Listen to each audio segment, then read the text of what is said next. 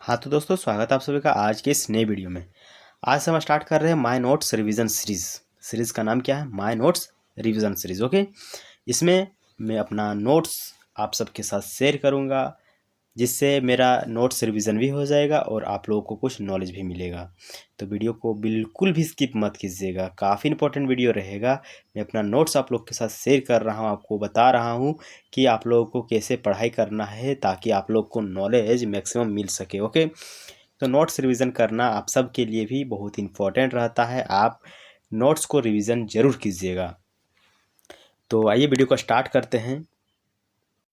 Video start करने से पहले आप लोग से निवेदन है, कृपया करके आप हमारे चैनल को जरूर सब्सक्राइब कर लीजिए, क्योंकि हमारे चैनल पर मात्र 995 ही सब्सक्राइबर कंप्लीट हुए हैं। मैं अपने चैनल को मोनेटाइज कराने के लिए कम से कम 1000 सब्सक्राइबरों की आवश्यकता रहेगी, इसलिए आप ज़रूर हमें सपोर्ट करें, चैनल को सब्सक्राइब करें और दोस्तों के साथ शेयर करें। ओके, तो आइए वीडियो में आगे बढ़ते हैं। तो दोस्तों, हमारे पास पहला प्रश्न है, भारतीयों द्वारा प्रथम अंग्रेजी समाचार पत्र कौन सा था?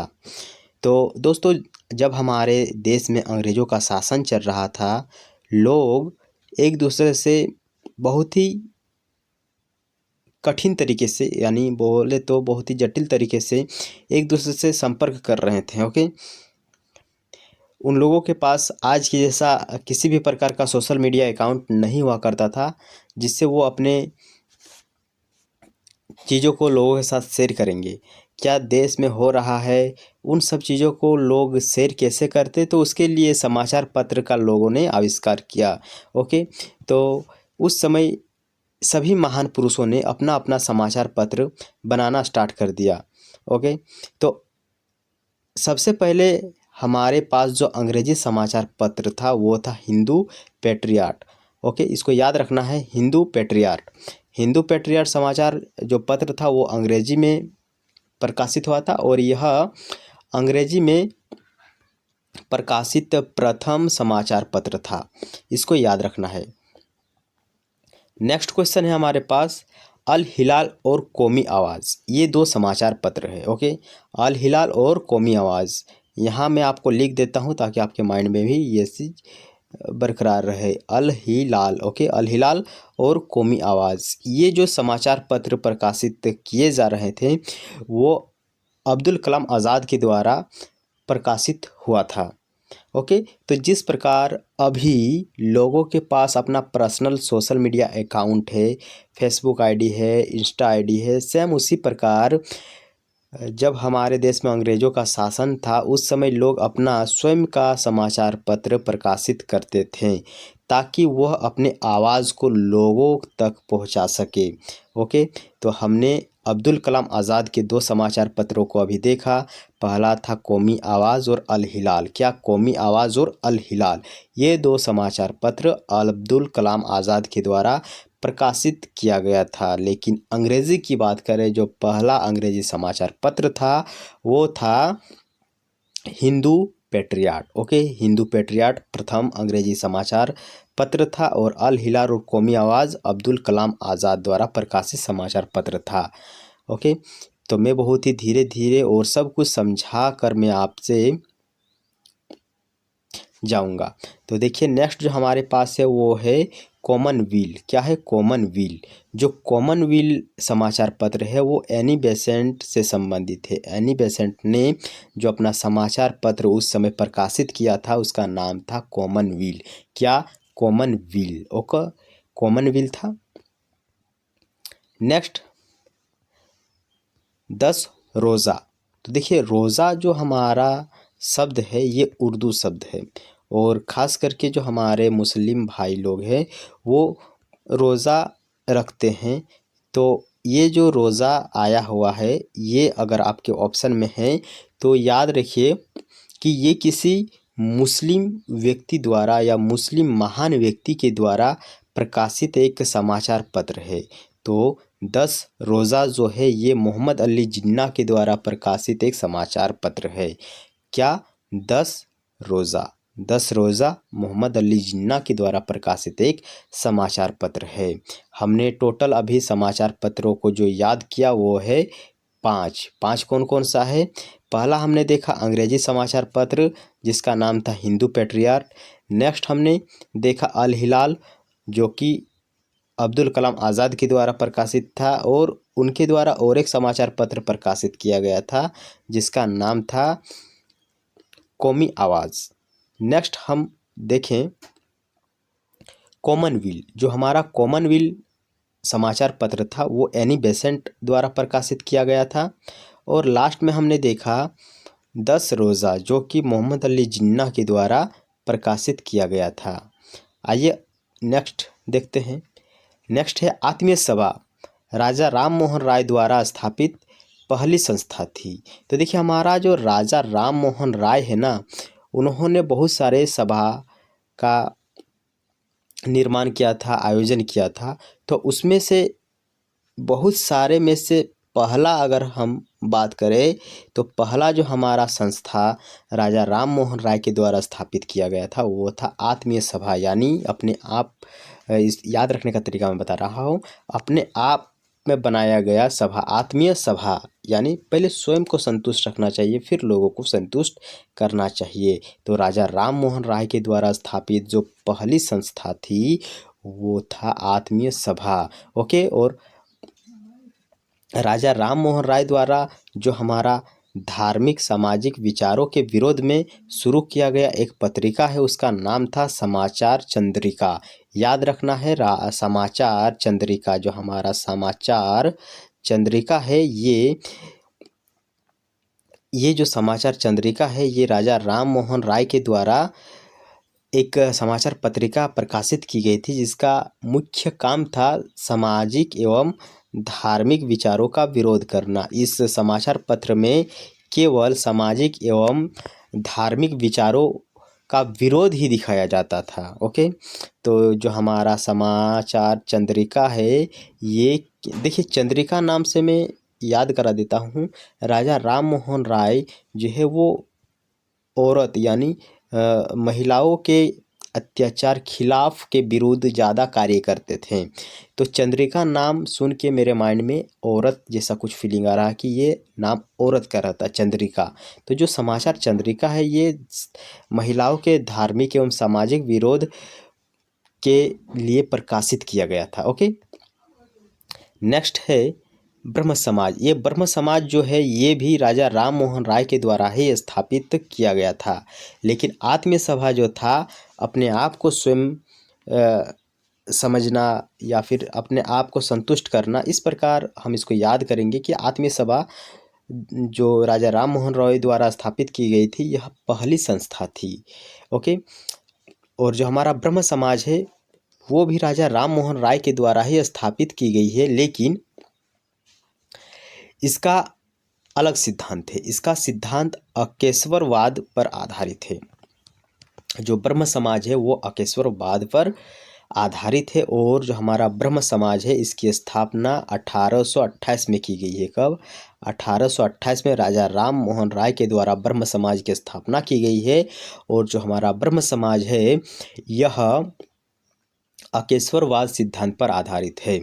मैं आप लोगों से निवेदन करता हूं कृपया करके आप अपने यूट्यूब के जो सीसी वाला ऑप्शन है, जहां यहाँ पे आपको ऊपर में एक सीसी का ऑप्शन दिख है जो कैप्शन रहता है वो ऑन कर लीजिए ताकि मैं जो भी एक्स्ट्रा बोल रहा हूँ नीचे आपको यहाँ पे शो करेगा। ओके। और आँख को थोड़ा सा बंद करके रिलेट कीजिएगा कि मैं क्या बता रहा हूँ, क्या समझा रहा हूँ। और अगर आप इसका पीडीएफ चाहते हैं तो नीचे कमेंट कीजिएगा, मैं आपके टेलीग्राम पर ये भेज दूंगा। ओके। तो मेरा टेलीग्राम चैनल मतलब आपका टेलीग्राम चैनल। तो देखिए 1828 में राजा राम मोहन राय के द्वारा ब्रह्म समाज की स्थापना की गई थी। और जो हमारा ब्रह्म समाज है वो अकेश्वरवाद सिद्धांत पर कार्य करता है। कौन सा? अकेश्वरवाद सिद्धांत पर कार्य करता है। आइए नेक्स्ट देखते हैं। नेक्स्ट है सत्यार्थ प्रकाश। ये जो सत्यार्थ प्रकाश समाचार पत्र है ये स्वामी दयानंद सरस्वती जी द्वारा प्रकाशित एक समाचार पत्र है। ओके। तो जो हमारा सत्यार्थ प्रकाश समाचार पत्र है ये स्वामी दयानंद सरस्वती जी द्वारा प्रकाशित समाचार पत्र है। इसको याद रखने का ट्रिक हम कुछ इस प्रकार बनाएंगे कि जो हमारा दयानंद यानी दयालु व्यक्ति, दयानंद मतलब दयालु व्यक्ति, और दयालु व्यक्ति हमेशा सत्य ही बोलता है, हमेशा सत्य ही बोलता है। दयानंद यानी दयालु व्यक्ति हमेशा सत्य ही बोलेगा। तो यहाँ भी सत्य, यहाँ भी सत्य, इसलिए हम इसको रिलेट कर सकते हैं कि सत्य प्रकाश जो समाचार पत्र है वो स्वामी दयानंद सरस्वती से संबंधित है। दोस्तों लास्ट में हम कुछ क्विज भी करने वाले हैं, तो आप लोग कृपया करके सभी चीज़ों को ध्यान से समझने का कोशिश कीजिएगा। तो सत्यार्थ प्रकाश जो समाचार पत्र है वो स्वामी दयानंद सरस्वती जी द्वारा प्रकाशित एक समाचार पत्र है। नेक्स्ट है हमारे पास, शुद्धि आंदोलन का समर्थन किसने किया? तो जो हमारा शुद्धि आंदोलन चल रहा था उस समय, उसका समर्थन आर्य समाज ने की। तो आर्य समाज एक लोगों का समूह है, हम याद रखने के लिए कुछ भी कर सकते हैं। ओके, तो आर्य समाज से हमारा तात्पर्य इस प्रकार रहेगा कि आर्य समाज का मतलब हुआ लोगों का ऐसा समाज जो केवल अत्याचारों का विरोध करता है। लोगों के अत्याचारों का विरोध करने वाले समाज को हम आर्य समाज कहेंगे। ओके, इस तरह इसको याद रखने के लिए हम इसको समझ रहे हैं, पढ़ रहे हैं।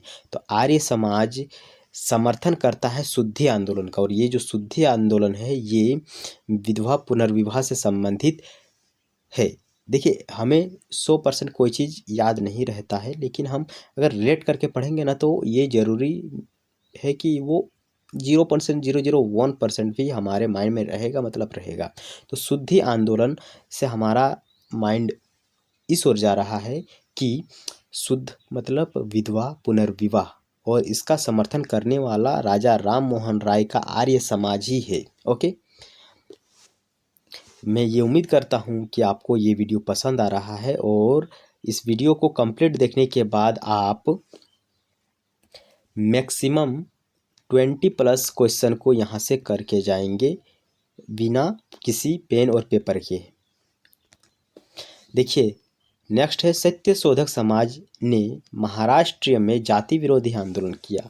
एक सत्य शोधक समाज भी चल रहा था जो कि महाराष्ट्र में जाति विरोधी आंदोलन का क्या किया, समर्थन किया। देखिए सत्य शोधन समाज ये भी सत्य से ही संबंधित है। राजा राम मोहन राय और उस समय जितना भी लोग आंदोलन कर रहे थे लगभग सभी सत्य और शुद्धि के ही विचारों से आगे बढ़ रहे थे। तो जो सत्य शोधक समाज है वो जाति विरोधी, यानी जाति वाला पहले भेदभाव बहुत ज़्यादा होता था और अभी भी हो रहा है, लेकिन उस समय की तुलना में काफ़ी कम हो रहा है। तो जो हमारा सत्य शोधक समाज है वो सबको सत्य बताता था कि जाति वाति कुछ नहीं होता है, व्यक्ति पर विश्वास करे, सब व्यक्ति समान होता है, उसका कार्य अलग अलग हो सकता है। तो सत्य शोधक समाज जाति विरोधी आंदोलन से संबंधित है, और यह महाराष्ट्र में चल रहा था। कहाँ? महाराष्ट्र में चल रहा था। और याद रखिए जो हमारा महाराष्ट्र है वहीं का हमारा भीमराव अंबेडकर जी भी है। ओके, तो भीमराव अंबेडकर जी जाति विरोध में सबसे अग्रणीय माने जाते हैं अभी। तो सत्य शोधक समाज भी महाराष्ट्र से ही बिलोंग करता है। और देखिए ज्योतिबा फुले जो है वो भी जाति विरोधी आंदोलन से संबंधित है। ज्योतिबाई फुले, तो ज्योतिबाई फुले लड़कियों की शिक्षा पर ज़्यादा ध्यान उस समय दे रहे थे। तो उस समय जो ज्योतिबा फुले हैं वो लिंग पर भेदभाव नहीं किए और महिलाओं के लिए स्कूल खोले, क्योंकि उस समय लड़कियों को शिक्षा नहीं दी जाती थी, यानी भेदभाव उन लोगों के साथ किया जाता था। तो ज्योतिबा फुले भी इससे संबंधित है, जाति विरोधी आंदोलन से ज्योतिबा फुले भी संबंधित हैं। नेक्स्ट है राधा स्वामी सत्संग के संस्थापना कौन करते हैं? जो हमारा राधा स्वामी सत्संग है उसकी स्थापना शिव दयाल साहेब करते हैं। तो राधा स्वामी सत्संग के संस्थापना संस्थापना जो है वो शिवदयाल साहेब करते हैं। याद रखने का तरीका राधा स्वामी शिवदयाल साहेब। ओके, तो यहाँ भी भगवान का नाम आ रहा है और आगे भी भगवान का नाम आ रहा है, तो शिवदयाल और राधा याद रखना है। राधा शिव, राधा शिव, राधा शिव, राधा शिव। ओके, याद हो जाएगा। देखिए 2019 के आसपास जब हमने पहली बार जीके पढ़ाई की थी, यानी जीके को देखा था, तो उस समय हम सभी चीज़ों को ट्रिक वाइज याद करते थे और हमारे माइंड पे बहुत सारे चीज़ उस समय याद था। लेकिन जैसे जैसे समय बीतता गया, हम ज़्यादा इंटरेस्ट दूसरे चीज़ों पे दिखाने लगे और पढ़ाई से थोड़ा ध्यान भटकना स्टार्ट हो गया। ओके, तो अगर हम वही पुरानी चीज़ों को फिर से दोहराएंगे जिससे हम मैक्सिमम चीज़ याद करते थे, तो अभी भी हम बहुत सारी चीज़ों को याद कर सकते हैं। तो वही ट्रिक वाला चीज़ क्यों ना हम फिर से अप्लाई करें। सभी चीज़ों को ट्रिक से अगर याद करेंगे तो वो ज़्यादा समय तक हमारे माइंड पर रहेगा। ओके, तो हमने देखा मेरा आँख बंद है, लेकिन मैं ऊपर वाला सभी चीज़ों को अभी मैं रिलेट कर सकता हूँ। अगर आप हमसे पूछेंगे, अगर ये लाइव क्लास रहता और अगर आप हमें नीचे कमेंट करके बताते, तो मैं इसी स्क्रीन पर ऊपर की जितना भी चीज़ अभी हमने पढ़ा है सब मैं आपको बताता। तो अभी हम पढ़ रहे थे शिवदयाल साहेब। शिवदयाल साहेब ने एक संस्था की स्थापना की थी, उसका नाम था राधा स्वामी सत्संग। ओके, राधा स्वामी सत्संग में 100% आँख बंद करके ये पढ़ाई किया अभी। नेक्स्ट है, महाराष्ट्र में किस सुधारक को लोकहितवाद के नाम से जानते हैं। तो महाराष्ट्र का एक सुधारक है जिसका नाम है गोपाल हरि देशमुख। गोपाल हरि देशमुख, जिसे लोकहितवाद के नाम से भी जानते हैं। लोकहितवाद, लोकहितवाद शब्द पढ़ने पर हमारे माइंड पर लोगों के हित के लिए काम करने वाला व्यक्ति जैसा कुछ शब्द बन रहा है। लोगों के हित के लिए, यानी सब काम लोगों के लिए ही करेंगे, सब काम लोगों के लिए ही करेंगे, यानी लोकहितवादी। ओके, तो महाराष्ट्र का यह सुधारक कौन था? गोपाल हरि देशमुख। ओके, तो गोपाल हरि देशमुख, यानी याद रखने का तरीका देशमुख, अगर मैं आपको दो तरीका बताऊंगा, दोनों से आपको याद 100% होगा। ओके, तो देखिए देशमुख मतलब देश के लिए काम करने वाला, समझिए देशमुख यानी देश के लिए काम करने वाला। और अगर ये याद नहीं हो रहा है तो आइए नेक्स्ट तरीका भी मैं आपको बताता हूँ। देखिए जो यहाँ पे लिखा हुआ है गोपाल हरि, गोपाल मतलब हम समझते हैं कृष्ण भगवान को, और कृष्ण भगवान ने अपने उंगली पे पूरे पर्वत को खड़ा कर दिया था। ओके, तो ये जो खड़ा हमारे कृष्ण भगवान ने किया था वो स्वयं के लिए नहीं किया था, बल्कि अपने गांव वासियों को बाढ़ से बचाने के लिए उंगली पर पर्वत को खड़ा किया था। ओके, तो गोपाल हरि जो नाम है वो रिलेट कर रहा है लोकहितवाद से। गोपाल हरि लोकहितवाद से रिलेट कर रहा है। पता नहीं आप लोग को समझ में आ रहा है कि नहीं, लेकिन मुझे तो 100% समझ में आ रहा है। कृपया करके आप भी थोड़ा सा माइंड को रिलैक्स करके समझिए, आँख को बंद करके समझिए, तभी आपको समझ में आएगा। क्या आपने सभी सॉन्ग को वीडियो वाइज देखा है या फिर ऑडियो वाइज देखा है? आपको अगर हम एक सॉन्ग देंगे ऑडियो जैसा, और अगर आपको हम बोलेंगे कि ये सॉन्ग आप लोग 2 बार सुनिए, तो आपके माइंड पर वो याद रहेगा, क्योंकि आप वो इंटरेस्ट के साथ देखते हैं। सेम उसी प्रकार अगर आप मैं जो बोल रहा हूँ उसको आप माइंड में एकदम रिलैक्स वाइज आंख बंद करके सुनेंगे तो आपको भी ये ट्रिक हमेशा के लिए याद रहेगा। ओके, तो गोपाल हरि मतलब कृष्ण भगवान। कृष्ण भगवान ने अपनी उंगली पर पर्वत को उठाया था अपने गांव वासियों को बचाने के लिए, यानी लोकहितवाद के लिए ये काम किया था। तो गोपाल हरि देशमुख महाराष्ट्र का एक लोकहितवादी है। ओके, नेक्स्ट प्रश्न है, नेक्स्ट प्रश्न है 1856 में हिंदू विधवा पुनर्विवाह अधिनियम आया था। ये याद रखने वाला है 1856, डेट को याद रखना। 1856 1856 1856 1856 छप्पन छप्पन छप्पन 1856 1856। ओके, 1856 में क्या हुआ था?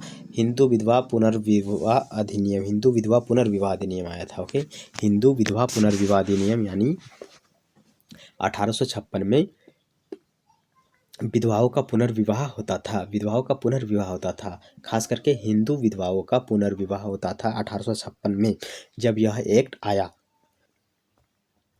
नेक्स्ट क्वेश्चन है, सुरेंद्र नाथ बनर्जी को, है ना, शब्दों में थोड़ा सा आपको इधर उधर देखने को मिलेगा, लेकिन आप शब्दों पर ध्यान मत दीजिए, आप मेरे शब्दों पर ध्यान दीजिए, मेरे तरीका पर ध्यान दीजिए। मैं आपको बताता हूँ, मेरा जो नोट्स वाला ये सीरीज है ये आपको हमेशा हमेशा के लिए याद रहेगा, लेकिन बस आप माइंड को रिलैक्स करके पढ़िएगा। देखिए, सुरेंद्र नाथ बनर्जी को ब्रिटिश सरकार ने भारतीय सिविल सेवा से बर्खास्त कर दिया था। ओके, तो नाम को याद रखना है आपको। ऑप्शन इस प्रकार मिलेगा कि निम्नलिखित में से किस व्यक्ति को ब्रिटिश ने भारतीय सिविल सेवा से बर्खास्त किया था। तो नाम याद रखना है, सुरेंद्र नाथ बनर्जी, सुरेंद्र नाथ बनर्जी, सुरेंद्र नाथ बनर्जी। ओके, सुरेंद्र नाथ बनर्जी, नाथ बनर्जी। उसके बाद सुरेंद्र नाथ बनर्जी जैसे ही इंडियन सिविल सेवा से बर्खास्त हुए, उसके बाद उन्होंने अपना एक संस्था खोला, कॉन्फ्रेंस खोला। ओके, तो सुरेंद्र नाथ बनर्जी द्वारा स्थापित इंडियन नेशनल कॉन्फ्रेंस को 1856 में इंडियन नेशनल कांग्रेस में विलय कर दिया गया। तो देखिए, कोई अगर कहीं से हारता है तो वो चुप नहीं बैठता है, वो अपना एक अलग संस्था खोलता है। तो जो हमारा सुरेंद्र नाथ बनर्जी है, उसने इंडियन सिविल सेवा से बर्खास्त के बाद एक अपना स्वयं का संगठन खोला, जिसका नाम था इंडियन नेशनल कॉन्फ्रेंस। क्या नाम था? Indian national conference. और इंडियन नेशनल कॉन्फ्रेंस अकेला संभाला नहीं जाता था सुरेंद्र नाथ बनर्जी के द्वारा, तो उसने 1856 ईस्वी में इसको कांग्रेस में विलय कर दिया। अब आपका माइंड में प्रश्न बन रहा होगा कि 1856 में ही विलय क्यों किया? तो 1856 में विलय करने का कारण यह था कि 1885 में, सॉरी 1886 में विलय इसलिए किया क्योंकि 1885 ईस्वी में इंडियन नेशनल कांग्रेस की स्थापना की गई थी। 1885 में इंडियन नेशनल कांग्रेस की स्थापना की गई थी, और उसके एक साल बाद ही सुरेंद्र नाथ बनर्जी ने अपना इंडियन नेशनल कॉन्फ्रेंस को इसमें विलय कर दिया। ओके, इतना घिसने के बाद भी अगर आपके माइंड पे नहीं आ रहा है तो मैं आपके लिए फिर कुछ दया ट्राई करूँगा। देखिए, इससे ऊपर हमने और एक डेट याद किया था, 1856। क्या डेट था? 1856 में क्या हुआ था? हिंदू विधवा पुनर्विवाह अधिनियम लाया गया था, हिंदू विधवा पुनर्विवाह अधिनियम लाया गया था। और 1880 से 86 में इंडियन नेशनल कॉन्फ्रेंस को विलय कर दिया गया था इंडियन नेशनल कांग्रेस में। ओके, सुरेंद्र नाथ बनर्जी का जो संस्था था। ओके, और सुरेंद्र नाथ बनर्जी कौन था? सुरेंद्र नाथ बनर्जी वही व्यक्ति था जिसको अंग्रेजों ने इंडियन सिविल सेवा से बर्खास्त किया था। नेक्स्ट क्वेश्चन है, विलियम जोन्स ने 1784 में, कब? 1784 में कोलकाता में एशियाटिक सोसाइटी ऑफ बंगाल की स्थापना की। व्यक्ति का नाम क्या था? William Jones. व्यक्ति का नाम था विलियम जोन्स, और विलियम जोन्स ने 1784 में, कब? 1784 में बंगाल में एशियाटिक सोसाइटी ऑफ बंगाल का स्थापना किया, कोलकाता में। ओके, कोलकाता में किया था, कोलकाता में एशियाटिक सोसाइटी ऑफ बंगाल की स्थापना 1884 ईस्वी में किया गया था। किसके द्वारा? विलियम जोन्स के द्वारा, विलियम जोन्स के द्वारा किया गया था। ओके, विलियम जोन्स के द्वारा 1880 और 84 में। ओके, नेक्स्ट है इंडियन, देखिए यहाँ पे INC का मतलब हम पढ़ेंगे इंडियन नेशनल कांग्रेस। INC का मतलब इंडियन नेशनल कांग्रेस के प्रथम अध्यक्ष कौन था? तो प्रथम अध्यक्ष की अगर हम बात करें तो व्योमेश चंद्र बनर्जी था, व्योमेश चंद्र बनर्जी था, व्योमेश चंद्र बनर्जी था। ओके, तो इंडियन नेशनल कांग्रेस का जो हमारा प्रथम अध्यक्ष था वो था व्योमेश चंद्र बनर्जी। और अगर हम महासचिव की बात करें तो महासचिव A.O. ह्यूम था, A.O. ह्यूम था महासचिव।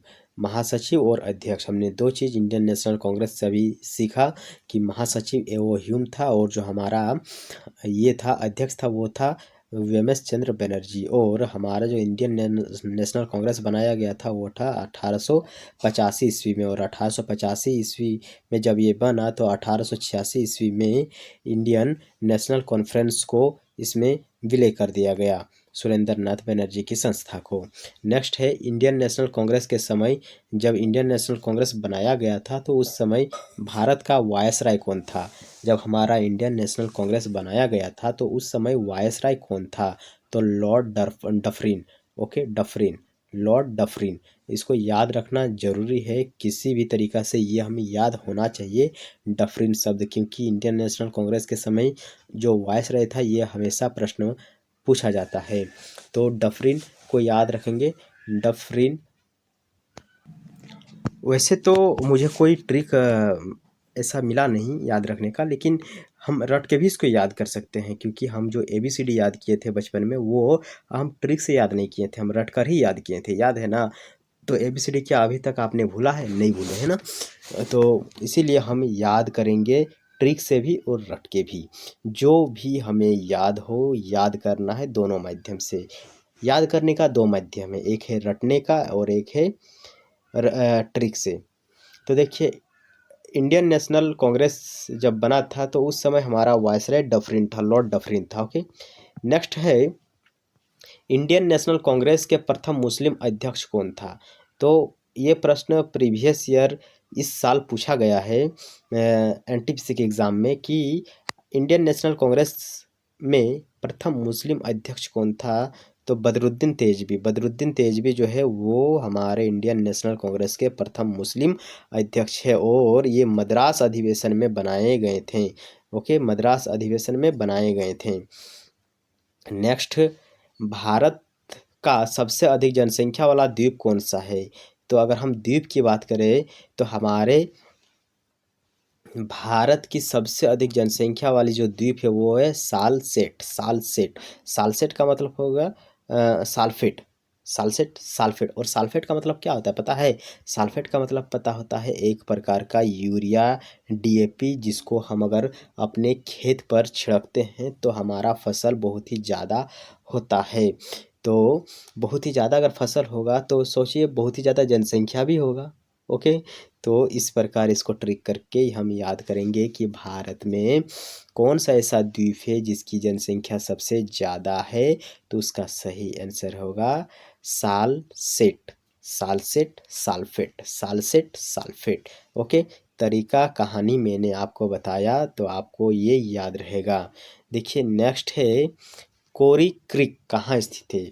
कोरी क्रीक हमारे रन ऑफ कच्छ में स्थित है। रन ऑफ कच्छ यानी गुजरात में स्थित है कोरी क्रीक, कोरी क्रीक। ओके, तो याद रखने का कुछ तरीका अगर आपके माइंड में बन रहा है तो ज़रूर आप उसी को फॉलो करके याद कीजिएगा। कोरी क्रीक, कोरी क्रीक, कोरी क्रीक। तो कोरी का मतलब यहाँ हम याद रखेंगे चोरी करके कहाँ भागेंगे, रन ऑफ कच्छ, कच्छ भागेंगे और वहाँ से फिर पाकिस्तान जाएंगे। इस प्रकार अगर हम कहानी बनाएंगे कि अगर कोई व्यक्ति है जो कि चोरी करके, चोरी करके यानी चोरी क्रिक यानी चोरी करके अगर रन ऑफ कच जाता है और वहाँ से पाकिस्तान जाता है तो वो फिर भारत से बच के निकल जाएगा। तो कोरी क्रिक, क्या कोरी क्रिक, कोरी क्रिक, कोरी क्रिक कहाँ है? रन ऑफ कच्छ में है। कोरी क्रिक कहाँ पे है? Run of Kutch. Okay, next है थारू जनजाति। ओके, थारू जनजाति। अच्छा, मैं आपसे पूछ रहा हूँ कि जो हमारा थार मरुस्थल है वो कहाँ पे है? थार मरुस्थल कहाँ पे है?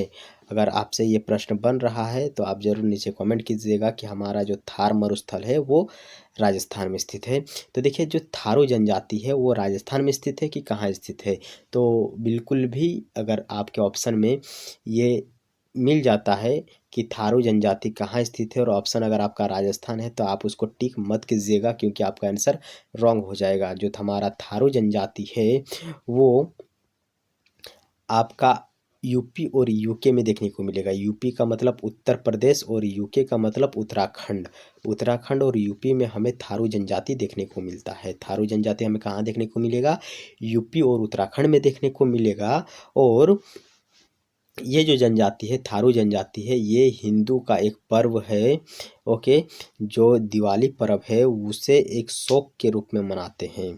थारू जनजाति के द्वारा मनाए जाने वाला जो पर्व दिवाली है वो एक शौक के रूप में मनाया जाता है।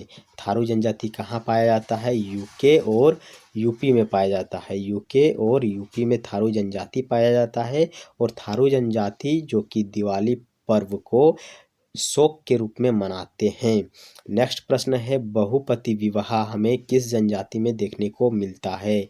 ओके, तो जो हमारा टोंडा जनजाति है, टोंडा जनजाति है, वो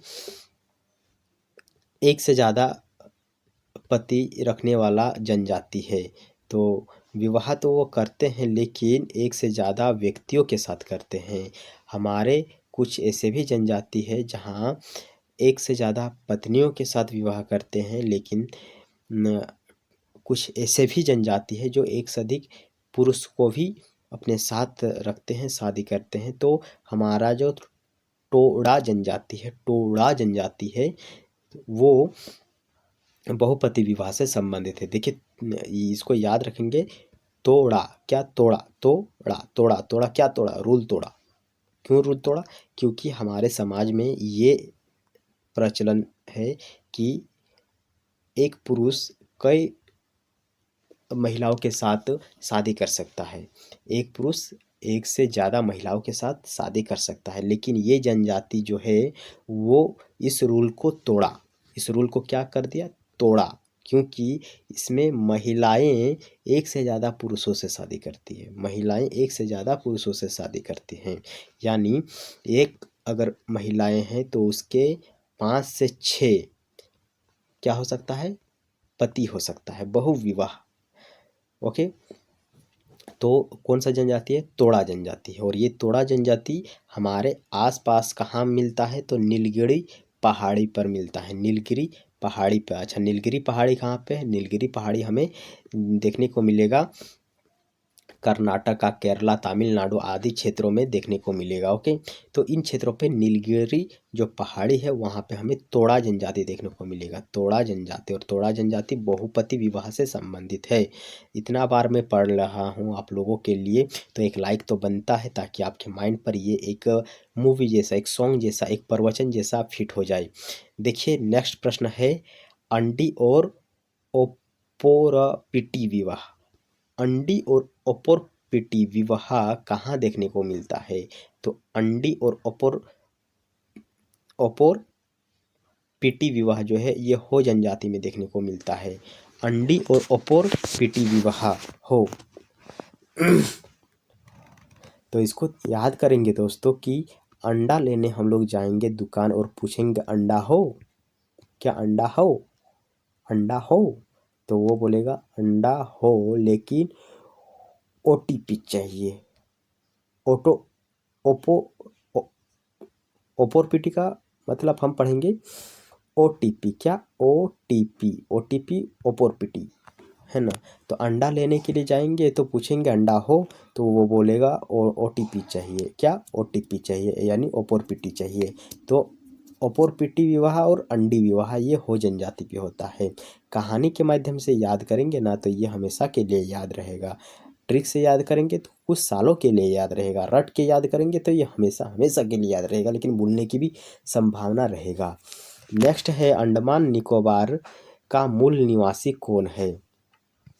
ओके, तो हल्चू, ओंगे और साम्पेन। तो साम्पेन तो हम जानते हैं कि हमारा जो साम्पेन जनजाति है वो अंडमान निकोबार का मूल निवासी है, लेकिन ओंगे और हल्चू जो है ये हम फर्स्ट टाइम सुन रहे हैं, तो इसको याद रखना तो बनता है। तो याद रखने का तरीका कुछ इस प्रकार है कि अंडमान निकोबार में जो मूल निवासी है वो अभी भी हल से खेती करते हैं, हल से क्या करते हैं? खेती करते हैं, यानी हल्चू। ओके, और वो आगे के नहीं सोचते हैं, आगे यानी ओगे, ओंगे, ओंगे, आगे यानी ओंगे, ओंगे यानी आगे के नहीं सोचते हैं। उन लोग मूल निवासी है फिर भी वो वही चीज़ चला रहे हैं, वही चीज़ कर रहे हैं जो वो प्राचीन काल से यूज़ कर रहे हैं हल, और वो हल से ट्रैक्टर यानी आगे के लिए नहीं सोच रहे हैं। और सौंपे तो हम लोग याद कर ही लिए हैं रट के, इतना बार हमारे पास आया हुआ है यह प्रश्न कि अंडमान निकोबार द्वीप समूह का प्राचीन या मूल निवासी कौन है, तो होल्चू और ओंगे और सोमपेन। ओके, नेक्स्ट है झूम खेती आपको किस जनजाति के द्वारा देखने को मिलेगा। जो झूम खेती है वो किस जनजाति के द्वारा की जाती है, तो खासी जनजाति। ओके, तो याद रखेंगे कि झूम झूम के हमारा हो गया खासी। ओके, झूम झूम के हमारा क्या हो गया, खासी। इतना हमने झूमा कि हमें खांसी आने लगी, झूम खांसी, झूम खांसी। ओके, झूमने इतना लगा, हम झूमने इतने लगे, झूमने लगे सुन के कि हमें हो गई खांसी। झूम खांसी, झूम खांसी, झूम खांसी। ओके दोस्तों, तो देखिए अभी हमने टोटल लगभग 20 तो ज़रूर इससे हमने प्रश्न कंप्लीट कर लिया हूँ। अब आइए नेक्स्ट पेज की ओर चलते हैं। अगर आप अभी तक हमारे चैनल को सब्सक्राइब नहीं किए हैं तो ज़रूर सब्सक्राइब कर दीजिए, क्योंकि मैं आपको पढ़ाता नहीं हूँ बल्कि याद करवाता हूँ, समझाता हूँ, और मैं जो भी पढ़ता हूँ वो आपके साथ शेयर करता हूँ। नेक्स्ट पेज पे हम आ गए हैं और इसमें हम क्या क्या पढ़ेंगे वो सब आइए देखते हैं। तो इधर जो आपके पास है, एक सेकेंड इसको मैं जूम कर लेता हूँ इतना। ओके, हाँ, तो यहाँ पे जो योजना की पद्म पुरस्कार डीआरडीओ और करंट अफेयर से ज़्यादा क्वेश्चन ये जो लिखा हुआ है उसको आप इग्नोर कीजिएगा। हम यहाँ से स्टार्ट करेंगे, स्टार जहाँ से लगा हुआ है वहाँ से। तो लिखा हुआ क्या, एशिया का सबसे पुराना जल विद्युत स्टेशन। तो जो हमारा एशिया का सबसे पुराना जल विद्युत स्टेशन है वो है शिव समुद्रम। ओके, शिव समुद्रम इसका सही आंसर रहेगा, और यह कावेरी नदी पर बनाया गया है। ओके, कावेरी नदी पर बनाया गया है शिव समुद्रम जो है, यह एशिया का सबसे पहला जल विद्युत स्टेशन है। इसको बनाया गया था 1902 में, जो हमारा KGF यानी कोणार्क गोल्ड फील्ड जो है, जिससे मूवी भी आई है, उसको पानी देने के लिए इसको बनाया गया था। कावेरी नदी पर है, याद रखना है, और इसका नाम है शिव समुद्रम। ओके, और यह एशिया का प्रथम जल विद्युत स्टेशन है। ब्राइटनेस को कम कर लेता हूँ। नेक्स्ट है दोस्तों, चंबल नदी पर कौन सा बांध बनाया गया है। तो चंबल नदी पर बनाया गया एक बांध है गांधी सागर बांध। तो देखे होंगे आप सभी कि हमारे जो गांधी जी थे वो कभी भी जूता नहीं पहनते थे। क्या आपने कभी गांधी जी को जूता पहनने हुए देखे थे? नहीं, गांधी जी हमेशा चप्पल ही पहनते थे। गांधी जी हमेशा चप्पल पहनते थे, इसीलिए चंबल नदी पर बनाया गया है गांधी सागर बांध। चंबल यानी चप्पल, गांधी जी चप्पल पहनते थे। चंबल नदी पर बनाया गया है गांधी सागर बांध। ओके, नेक्स्ट है दोस्तों टिहरी बांध। टिहरी बांध हमारा यूके में है। यूके का मतलब हो गया उत्तराखंड। ओके, तो यूके में हमें टिहरी बांध देखने को मिलता है, और यह भागीरथी नदी पर बनाया गया है या भिलंगना नदी पर बनाया गया है। आप जो याद रखोगे दोनों ही आपके लिए इम्पोर्टेंट रहेगा, भागीरथी या भिलंगना नदी, भागीरथी नदी या भिलंगना नदी। इस नदी पर बनाया गया है हमारा टिहरी बांध। याद रखने का तरीका कुछ इस प्रकार है, टिहरी मतलब गिहरी, गिरी, टिहरी मतलब गिरी। और कोई गिरता कब है? जब वो भागता है। ओके, जब कोई भागता है तो वह गिरता है। टिहरी गिरी, भागी रथी। ओके, जो वह भाग रहा था रथ से तो वह गिर गया, यानी टिहरी यानी गिरी। और कहाँ गिरा ना? यूके में गिरा, यानी उत्तराखंड में गिरा। ओके, नेक्स्ट क्वेश्चन है, भारत का सबसे पुराना जल विद्युत स्टेशन। ये तो हमारा एशिया का सबसे पुराना जल विद्युत स्टेशन था, लेकिन अगर हम भारत की बात करें तो वह दार्जिलिंग में स्थित है। ओके, दार्जिलिंग में स्थित है हमारा भारत का सबसे पुराना जल विद्युत स्टेशन, एशिया का सबसे पुराना जल विद्युत स्टेशन था शिव समुद्रम। कब बनाया गया था? 1902 में बनाया गया था और यह कावेरी नदी पर स्थित है और इसको बनाया गया था केजीएफ को पानी देने के लिए। ओके। और जो हमारे दार्जिलिंग में भारत का पहला या सबसे पुराना जो जल विद्युत स्टेशन है वो दार्जिलिंग में स्थित है, ये तो हमने जाना, लेकिन उसका नाम क्या था? तो उसका नाम था सिंद्रापोंग स्टेशन। क्या नाम था? सिंद्रापोंग स्टेशन, सिंद्रापोंग स्टेशन। ओके। अब हम डेट को याद रखेंगे तो 1897 को यह बनाया गया था। तो यह भारत का था और यह एशिया का था। ओके। लेकिन यहाँ हमें कुछ कंफ्यूज लग रहा है, इसलिए हम इन दोनों प्रश्नों को अभी स्किप करेंगे, क्योंकि अगर यह पहले बनाया गया था 1897 में, तो हमारा भारत भी तो एशिया में ही मौजूद है ना, तो ये भी तो एशिया का सबसे पुराना जल विद्युत स्टेशन हो सकता है। इसको थोड़ा ध्यान देंगे और इसको स्किप करेंगे। नेक्स्ट है तुलबिल परियोजना कहाँ पर है, किस नदी पर है? तो तुलबिल जो हमारा परियोजना है यह झेलम नदी पे है। कहाँ पे है? झेलम नदी पे है। तुलबिल झेलम नदी पे है। तो देखिए तुलबिल मतलब चुलबिल, चुलबुल पांडे, चुलबुल, चुलबुल पांडे नाम सुने? चुलबुल पांडे शायद कोई मूवी में था। चुलबुल पांडे कोई इंस्पेक्टर था, तो उस इंस्पेक्टर से सब कोई मतलब डरता था, तो उसका डर झेलना पड़ता था सभी को। चुलबुल पांडे, चुलबुल पांडे, पता नहीं, कमेंट कीजिएगा अगर आपको याद होगा तो। चुलबुल पांडे तुलबुल परियोजना झेलम नदी पे है। चुलबुल तुलबुल, चुलबुल तुलबुल झेलम नदी पे। ओके। नेक्स्ट है सुइल नदी परियोजना। सुइल नदी जो हमारा परियोजना है वह कहाँ पे है? तो वह एचपी पे है। एचपी मतलब हिमाचल प्रदेश। सुइल परियोजना हिमाचल प्रदेश, हिमाचल प्रदेश, हिमाचल प्रदेश। तो देखिए हिमा नाम यहाँ पे आ रहा है। क्या? हिमा। और हिमा किसका नाम होता है? हिमा किसी लड़की का नाम होता है। हिमा किसी लड़की का नाम होता है। तो लड़की क्या करती है? वो सिलाई पर ज़्यादा ध्यान देती है। तो यहाँ सिलाई का एक शब्द हमें देखने को मिला है, सुई। सुई का मतलब क्या होता है? जिससे कपड़ा लोग बुनते हैं। ओके। तो सुई जो है वह लड़कियों से संबंधित है।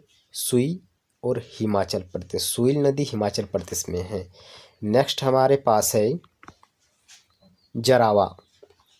जरावा जो है यह एक जनजाति है और यह अंडमान निकोबार की जनजाति है। अंडमान निकोबार जनजाति है जरावा, और हमारा जो जरावा जनजाति है यह भारत की सबसे आदिम जनजाति मानी जाती है। ओके।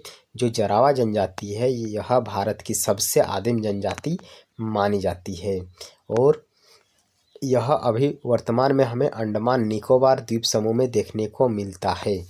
हमने देखा था कि अंडमान निकोबार द्वीप समूह में मिलने वाले कुछ जनजाति। ओके। तो इस जिसमें से एक था होलचोई, होल, और एक था ओंगे, और एक था जो कि आप लोगों को हमेशा याद रहता है। नीचे कमेंट कीजिएगा, नीचे याद रख नीचे मतलब कमेंट कीजिएगा कि अभी हमने अंडमान निकोबार के जो पीछे 3 जनजाति देखा था। यहाँ था होइल जनजाति, यहाँ पे था हमारा ओंगे जनजाति, और यहाँ पे क्या था? सोमपेन जनजाति। ओके। चलिए मैं ही आपको बता दिया, सोमपेन जनजाति था।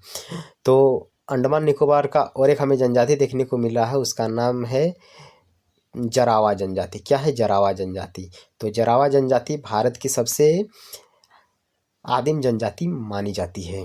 नेक्स्ट है तमरिया जनजाति। यह जो तमरिया जनजाति है यह झारखंड में पाई जाती है। तमरिया, तमरिया मतलब तुम रिया झगड़ा मत करो, तुम रिया झगड़ा मत करो। ओके। तुम रिया झगड़ा मत करो। झगड़ा मतलब झारखंड, झगड़ा का मतलब हो गया झारखंड। तो तुम रिया झगड़ा मत करो यानी झारखंड, तुम रिया झारखंड, तुम रिया झारखंड। ओके। नेक्स्ट है, एक सेकेंड, अलकनंदा नदी के तट पर कौन सा मंदिर बसा हुआ है? तो ये तो आप लोग को याद ही होगा, अलकनंदा नदी के तट पर हमारा बद्रीनाथ है। अलकनंदा नदी के तट पर हमारा बद्रीनाथ मंदिर स्थित है। नेक्स्ट क्वेश्चन है हमारे पास, गंगा नदी की एकमात्र सहायक नदी जो मैदानों से निकलती है। तो हमारे जो गंगा नदी है, राष्ट्रीय नदी गंगा नदी को हम मानते हैं, उसकी एक सहायक नदी है जो कि एकमात्र सहायक नदी है, वह मैदानों से निकलती है। हमारी गंगा नदी की जितनी भी सहायक नदी है वह हिमालय से निकलती है, लेकिन ये जो गोमती नदी है ना, यह केवल एकमात्र सहायक नदी है गंगा की जो मैदानों से निकलती है।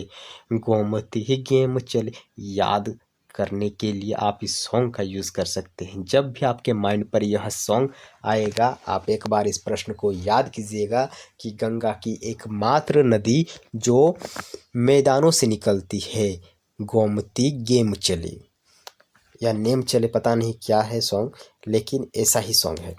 नेक्स्ट है केन नदी, बेतवा नदी और चंबल नदी।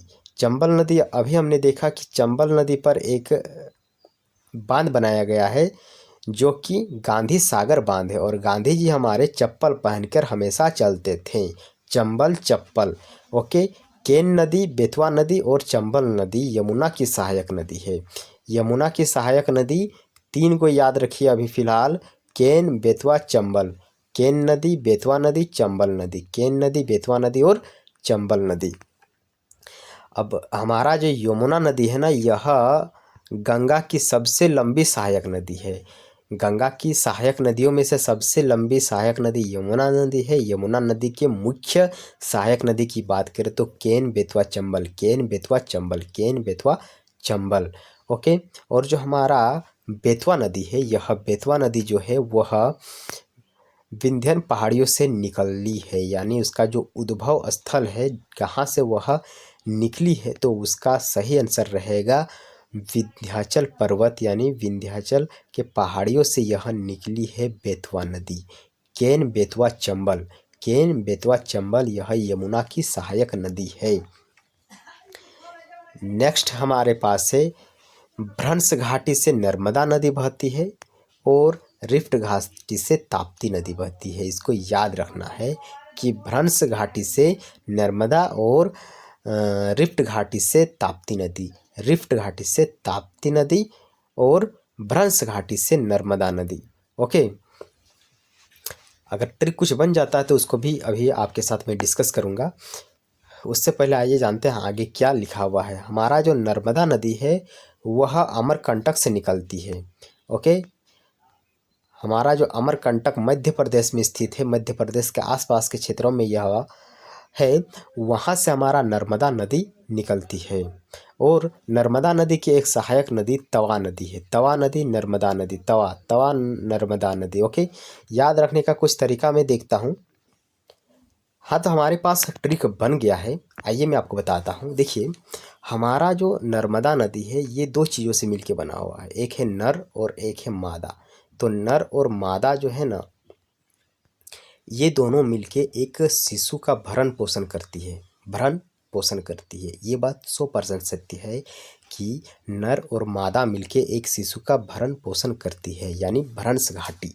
ओके, तो नर्मदा नदी भ्रंश घाटी से होके बहती है और जो हमारा ताप्ती नदी है वो रिफ्ट घाटी से होके बहती है। इसका ट्रिक हमने कुछ इस प्रकार लगाया है कि ताप्ती का मतलब तपती धूप में हम उत्तर भारत में नहीं रह सकते हैं, इसीलिए हम शिफ्ट हो रहे हैं। रिफ्ट का मतलब शिफ्ट हो रहे हैं।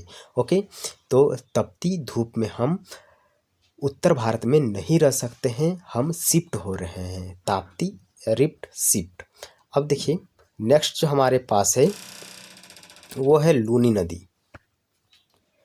चलिए, हमारे पास नेक्स्ट प्रश्न है, लूनी नदी के ऊपरी भाग में हमें मीठा पानी देखने को मिलता है और निचले भाग में हमें खारा पानी देखने को मिलता है। ये एक फैक्ट है, इसको याद रखना है कि जो हमारा लूनी नदी है यह एकमात्र ऐसा नदी है जो कि राजस्थान में जाके लुप्त हो जाती है। लूनी मतलब लुप्त हो जाती है, लूनी नदी। ओके, और यह किसी समुद्र से जाके नहीं मिलती है।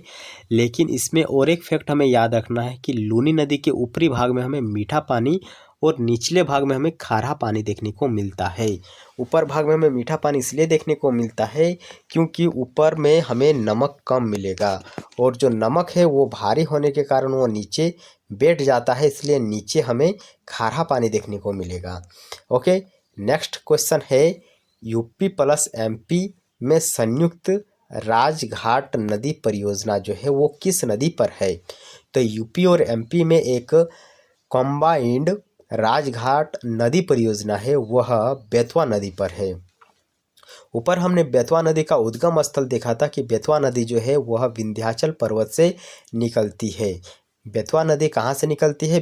बेतवा नदी हमें विंध्याचल पर्वत से निकलते हुए देख रहे हैं। ओके, ये चीज़ हम जानते हैं कि बेतवा नदी विंध्याचल पर्वत से निकलती है, और बेतवा नदी पर हम राजघाट परियोजना देख रहे हैं जो कि यूपी और एमपी का संयुक्त परियोजना है। इसके अलावा एक माता टीला परियोजना भी है। ओके, माता टीला परियोजना हमें बेतवा नदी पर देखने को मिलता है। तो ये जो माता टीला बांध है ये हम बेतवा नदी से कैसे याद करेंगे? तो बेतवा का मतलब हो गया बेटवा।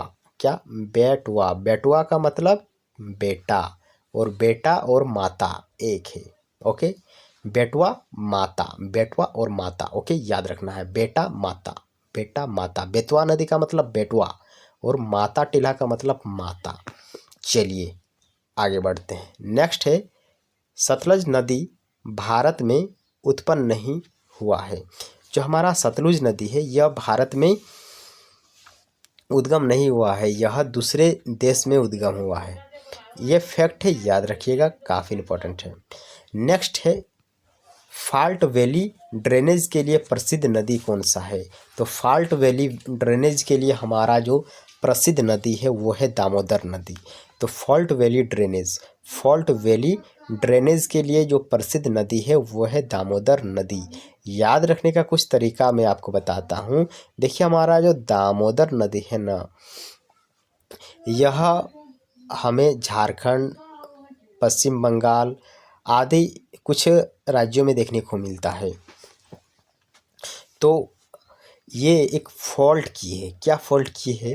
कि ये कोयला जहाँ जहाँ है वहाँ से होके गुजरी है, जिस कारण कोयला एक राज्य से दूसरे राज्य में हस्तांतरित हो गया है।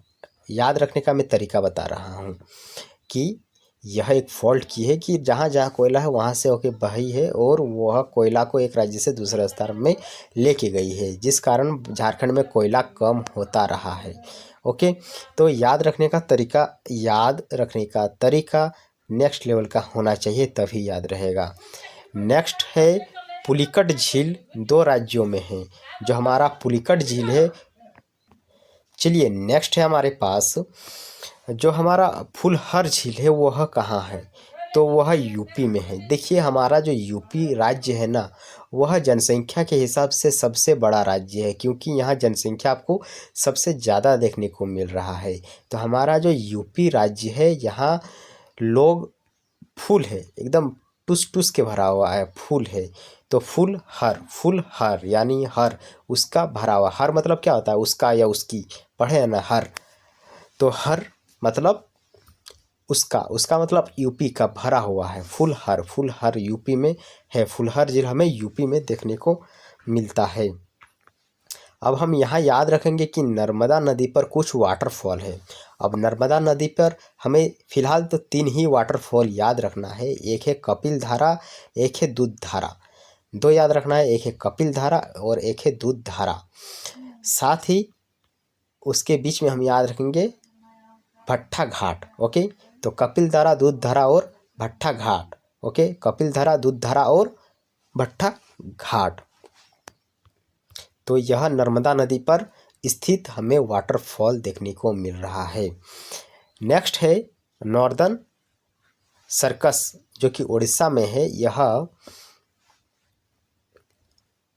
एक जगह है जहाँ पर हमें चिल्का झील देखने को मिलता है। तो नॉर्दर्न सर्कस उड़ीसा में स्थित है और वहीं पे हमें चिल्का झील देखने को मिलेगा। ये जो चिल्का झील है यह पूर्वी तट का सबसे बड़ा लेगून झील है। अब लेगून झील की बात करें तो वह झील जो समुद्र के पानी से भरा होता है उसको हम लेगून झील कहेंगे। लगून झील किसे कहेंगे? वह झील जो समुद्र के पानी से भरा होता है उसको लगून झील हम कहते हैं। चिल्का झील भी एक लगून झील है और यह पूर्वी तट पर स्थित है। याद रखने का तरीका मैं आपको बता देता हूँ कि पूर्वी तट को कैसे याद रखेंगे। यह भारत है और यहाँ पे हमें उड़ीसा देखने को मिलता है। यहाँ पे हमें उड़ीसा देखने को मिलता है और उड़ीसा हमारे भारत के पूर्वी तट पर स्थित है या पूर्वी ओर स्थित है। इस कारण जो हमारा जो चिल्का झील है वह पूर्वी तट की ओर स्थित है। नेक्स्ट क्वेश्चन है अंजर झील कहाँ पे है? तो अंछर झील है ना, अंछर झील जो है वो हमें यूके में JNK यानी जम्मू एंड कश्मीर में देखने को मिलता है। अंचर झील हमें जम्मू एंड कश्मीर में देखने को मिलता है। याद रखने का तरीका अगर कुछ बन पाता है तो देखता हूँ। अंचर मतलब अन का मतलब होता है भोजन। अन का मतलब क्या होता है? भोजन। और छर को चर पढ़ेंगे तो अन की चोरी वहाँ पे ज़्यादा होती है। जम्मू एंड कश्मीर में अन की चोरी ज़्यादा होती है। याद रखने का तरीका बस याद रखने का तरीका है, अन्यथा इसको हम रियल लाइफ से कनेक्ट नहीं करेंगे। याद रखने के लिए हम पढ़ रहे हैं कि जम्मू कश्मीर में अंचर ज़्यादा है। Okay, anchor. ऊपर हमने यूपी के लिए पढ़ा था। यूपी के लिए हमने पढ़ा था फुल क्या था? फुलहर झील यूपी में था। ओके, मैंने आपको पहले ही बोला है कि आप कैप्शन को ऑन कर लीजिएगा ताकि मैं जो एक्स्ट्रा चीज़ बोल रहा हूँ वो आपको शब्दों के माध्यम से नीचे शो करेगा। ओके, तो नेक्स्ट हम आइए जानते हैं जो हमारा चेरा पूंजी है वह कहाँ स्थित है। चेरा पूंजी मौसिनराम में स्थित है, ये तो हम जानते हैं, लेकिन यह खासी पहाड़ियों में स्थित है। ओके, और देखिए खासी पहाड़ियों से संबंधित हमने एक क्वेश्चन ऊपर किया था कि खासी जनजाति क्या था? देखिए मुझे भी याद नहीं आ रहा है, लेकिन हम अपने दिमाग को प्रेशर डाल रहे हैं ताकि वो चीज़ मुझे याद आ जाए और वह लॉन्ग टाइम के लिए मेरे दिमाग पर फिर सेट हो जाएगा। तो देखिए कुछ था झू करके था, ऐसे कुछ था, झू से था, झूम खेती, खासी जनजाति। हाँ, झूम खेती जो था ना वह खासी जनजाति ज़्यादा करते हैं। ओके, झूम खेती खासी झूमता था, झूम के हमें खांसी आ जाती है। इस प्रकार इसको याद किए थे। नेक्स्ट है देखिए चेरापूंजी खासी है। ओके, इसको याद रखना है। चेरापूंजी खासी। ओके, चेरापूंजी खासी। नेक्स्ट है दोस्तों दक्षिणी पश्चिमी मानसून से चेन्नई में सबसे कम वर्षा होती है। तो दक्षिणी पश्चिमी मानसून को थोड़ा देख लेते हैं कि हमारा ये भारत का मैप है और दक्षिणी पश्चिमी मानसून जो है वो इधर से प्रवेश करता है। ओके, इधर से प्रवेश करता है केरला होते हुए यह भारत के सभी राज्यों में प्रवेश करता है और यह चेन्नई को जो है उसको छोड़ देता है। बारिश तो होता है, बादलों के कारण हल्का फुल्का वहाँ बारिश होता है, लेकिन सबसे कम बारिश अगर किसी जगह पर होता है तो वो है चेन्नई। देखिए उसी जगह से वही मार्ग से होकर हमारा दक्षिणी पश्चिमी मानसून जो कि प्रवेश कर रहा है, फिर भी उस क्षेत्र पर हमें सबसे कम वर्षा देखने को मिल रहा है, क्योंकि हमारे बादल, हमारे हवा का भी एक फिक्स डायरेक्शन होता है। वह उसी डायरेक्शन को हर वर्ष हर बार फॉलो करता है, जिस कारण वह चेन्नई को उतना बारिश नहीं दे पाता है। नेक्स्ट क्वेश्चन है उत्तर पूर्वी मानसून से वर्षा हमें सबसे ज़्यादा कहाँ देखने को मिलती है? तो जो हमारा उत्तर पूर्वी वर्षा होती है, यानी भारत के इस इलाकों से जब ठंडी के मौसम में हमें बारिश देखने को मिलता है ऊपर से, यानी बिहार यूपी की ओर से जब बारिश होता है तो जो हमारा कोरोमंडल तट है वहाँ हमें बारिश देखने को मिलता है। ओके, कोरोमंडल तट पे। नेक्स्ट है जो हमारा बेसाल्टिक लावा है, बेसाल्टिक लावा है उससे निर्मित जो मिट्टी है उसको क्या कहते हैं? तो बेसाल्टिक मिट्टी से निर्मित जो हमारा बेसाल्टिक लावा से निर्मित जो हमारा मिट्टी है उसको हम कहेंगे रेगुड़ मिट्टी। रेगुड़ मिट्टी को ही हम कहते हैं क्या? काली मिट्टी। और काली मिट्टी जो है यह कम पानी एब्जॉर्ब करता है, यानी इसमें सिंचाई के लिए हमें ज़्यादा पानी की आवश्यकता नहीं है। ओके, अगर हम एक बार उसको सिंचाई कर देते हैं, एक बार पानी दे देते हैं तो वो कुछ दिनों तक वो आराम से पानी को अपने पास एब्जॉर्ब करके रखेगा और फसल ठीक ठाक रहेगा। जो हमारा रेगुड़ मिट्टी है यानी काली मिट्टी है वह स्वयं जुताई की गुण रखता है। हम इस मिट्टी को अगर नहीं भी जोतेंगे ना तो यह स्वयं अपने आप को जुताई कर लेगी। तो इस प्रकार का गुण हमें रेगुड़ मिट्टी में देखने को मिलता है। लेकिन याद रखने वाला पॉइंट ये है कि रेगुड़ मिट्टी जो है यह बेसाल्टिक लावा से निर्मित हुआ है। किससे निर्मित हुआ है? बेसाल्टिक लावा से निर्मित हुआ है। नेक्स्ट है उष्णकटिबंधीय आर्द्र पर्णपाती वन। पर्णपाती वन वह वन होता है जिसमें पत्ती वर्ष में एक बार गिरता है। आपके आसपास भी ऐसे वृक्ष, ऐसे पेड़ होंगे जिसका पत्ता साल में एक बार तो जरूर गिरता होगा, तो उसको हम पर्णपाती वृक्ष कहेंगे। ओके, तो उष्णकटिबंधीय आर्द्र, आर्द्र मतलब थोड़ा सा उसमें भीगा हुआ रहेगा। ओके, पर्णपाती वन भारत में सबसे ज़्यादा देखने को मिलता है। तो भारत में सभी पेड़ जो हैं वह साल में एक बार लगभग पत्तियां गिरा ही देती है, इसलिए भारत में सबसे ज़्यादा आपको उष्णकटिबंधीय आर्द्र पर्णपाती वन देखने को मिलेगा। नेक्स्ट क्वेश्चन है उष्णकटिबंधीय शुष्क यानी सूखा पर्णपाती वन के वृक्ष कौन कौन से हैं? यहाँ वृक्ष की बात की गई है। तो जो हमारा सागौन वृक्ष है और साल वृक्ष है, ये दो वृक्ष याद रखिएगा, काफ़ी इंपॉर्टेंट वृक्ष है। सागौन और साल वृक्ष यह उष्णकटिबंधीय आर्द्र यानी सूखा पर्णपाती वन में ज़्यादा देखने को मिलता है। ओके, शुष्क मतलब सूखा। ओके, चलिए नेक्स्ट है हमारे पास नलकूप से सबसे ज़्यादा सिंचाई आपको कहाँ देखने को मिलता है? जो हमारा नलकूप से सिंचाई होती है वह यूपी में होती है। देखिए यूपी में ही सबसे ज़्यादा नलकूप से सिंचाई क्यों होती है? क्योंकि वहाँ जनसंख्या सबसे ज़्यादा है।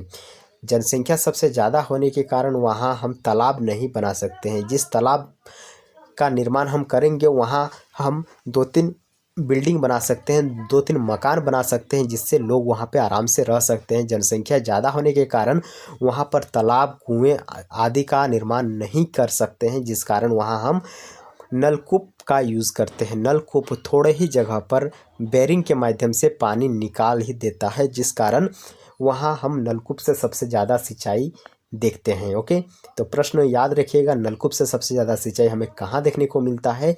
तो वो है यूपी यानी उत्तर प्रदेश में सबसे ज़्यादा हमें देखने को मिलता है। नेक्स्ट है गंडक परियोजना। क्या है? गंडक परियोजना कहाँ कहाँ मौजूद है?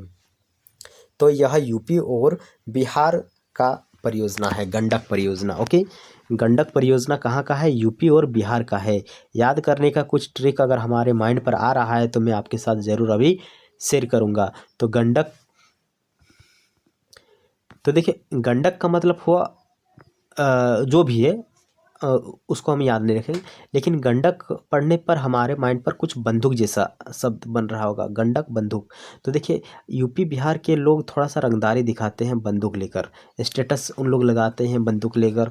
ओके, सॉन्ग भी वहाँ का आप लोग देखिएगा थोड़ा रंगदार टाइप का बंदूक वाला चलेगा।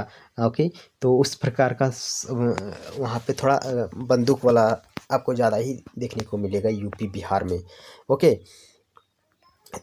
नेक्स्ट हमारे पास है सिंगरौली परियोजना, हमारा जो सिंगरौली परियोजना है वह कहाँ का है, यूपी में है सिंगरौली। तो रैली सबसे ज़्यादा कहाँ देखने को मिलेगा, यूपी में देखने को मिलेगा। रैली में भीड़ सबसे ज़्यादा कहाँ पे देखने को मिलेगा, यूपी में देखने को मिलेगा। क्यों देखने को मिलेगा, क्योंकि वहाँ जनसंख्या सबसे ज़्यादा है, इसलिए वहाँ रैली सबसे ज़्यादा रहेगा। क्या आपको अंडमान निकोबार में रैली देखने को मिलेगा, नहीं, क्योंकि वहाँ लोग ज़्यादा नहीं हैं, वहाँ पे जनजाति है और उनको इन सब चीज़ों से कोई मतलब नहीं है। कौन आता है कौन जाता है उससे उन लोगों का कोई मतलब नहीं है। मतलब उन लोगों का है जो कि रियल लाइफ में नेताओं का साथ देते हैं, नेताओं के साथ उठन बैठन लोग का होता है, वही रैली में सबसे ज़्यादा आपको देखने को मिलेगा। तो यूपी के जो लोग हैं वही रैलियों में ज़्यादा पार्टिसिपेट करते हैं। ओके, तो सिंगरौली, रौली मतलब रैली, सिंगरौली सिंग रैली। ओके, तो यूपी, सिंगरौली सिंग रैली यूपी। ओके, नेक्स्ट हमारे पास है चेरुथोनी बांध। क्या है, चेरुथोनी बांध, जो हमारा, एक सेकेंड फिर से जूम आउट हो गया। ओके चलिए, उफ भगवान। तो देखिए सिंगरौली जो सिंगरौली बांध हमने देखा कि यह कहाँ, सिंगरौली परियोजना कहाँ का है, तो यह यूपी का है। नेक्स्ट हमारा है चेरुथोनी बांध, ये पेरियार नदी पर है। किसमें है, तो जो हमारा चेरू बांध है वो पेरियार नदी पे है। चेरू पेरू, याद देखिए इसको पढ़िए मेरे साथ, चेरू Peru चेरू Peru चेरू Peru चेरू Peru चेरू Peru.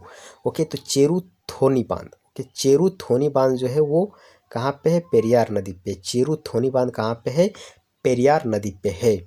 तो हमारा दूसरा पेज भी हो गया समाप्त। अब हम चलते हैं नेक्स्ट पेज की ओर। अभी तक अगर आप हमारे चैनल को सब्सक्राइब नहीं किए तो कृपया करके सब्सक्राइब कर दीजिए, वीडियो को लाइक कर दीजिए और कमेंट करके बताइए कि आपको कैसा लग रहा है आज का ये वीडियो, आज का यह सीरीज़। तो देखिए दोस्तों, हम जो कि थर्ड पेज में आ गए हैं और इसमें हम कुछ अलग प्रकार के प्रश्न करेंगे। हम सभी प्रकार के मिक्स प्रश्न लेकर आए हैं इस सीरीज़ में, क्योंकि यह मेरा एक दिन का नोट्स है। एक दिन में जो चीज़ हमने नोट किया था बस वही आज मैं आपके वीडियो में लेके आया हूँ। तो आज हम मतलब इस पेज में हम पढ़ेंगे कुछ कला शास्त्र आदि और इस हिस्ट्री का प्रश्न। ओके, तो देखिए यहाँ पे हमारे पास है क्या, एक गायिका है, एक सेकेंड फिर से चल जाएगा, हाँ पेन लेने दीजिए पहले। तो पंडावनी गायिका है एक, जिसका नाम है उषा बारले। पंडावनी गायिका है, उषा बारले नाम है उसका, और उसको 2023 में एक पुरस्कार मिला था, उसका नाम है पद्मश्री। ओके, याद रखना है कि पंडावनी गायिका उषा बारले को 2023 में पद्मश्री पुरस्कार मिला था।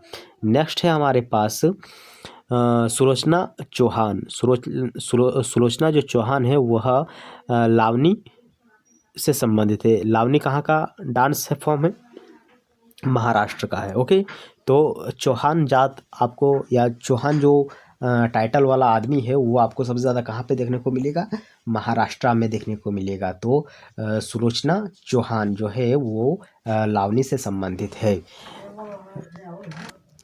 नेक्स्ट हमारे पास है 1977 में नंदी पुरस्कार आंध्र प्रदेश सरकार द्वारा दिया गया था। जो हमारा नंदी पुरस्कार है यह आंध्र प्रदेश सरकार के द्वारा दिया गया था। कब, 1977 में। नंदी पुरस्कार किसके द्वारा दिया गया है, आंध्र प्रदेश सरकार के द्वारा दिया गया। कब दिया गया, 1977 में दिया गया है। ओके, नेक्स्ट है हमारे पास वानी जयराम को 2010 में, कब, 2010 में वानी जयराम को MS सुब्बलक्ष्मी पुरस्कार से तमिलनाडु सरकार ने सम्मानित किया था। किसका नाम अभी हमने पढ़ा, तो वीना नहीं, वानी जयराम जो है उनको 2010 में MS सुब्बलक्ष्मी पुरस्कार से तमिलनाडु सरकार ने सम्मानित किया था। ओके, नेक्स्ट हमारे पास है 1857 का जो विद्रोह हुआ था उसमें विभिन्न व्यक्ति किस क्षेत्र का नेतृत्व कर रहे थे। ओके, जैसे कि हमारा जो खान बहादुर है वह किस क्षेत्र का नेतृत्व कर रहे थे, तो जो हमारे खान बहादुर है वो बरेली का नेतृत्व कर रहे थे। तो बरेली से नेतृत्व करने वाला कौन था, खान बहादुर। ओके, बरेली के बाजार में झुमका गीला रे।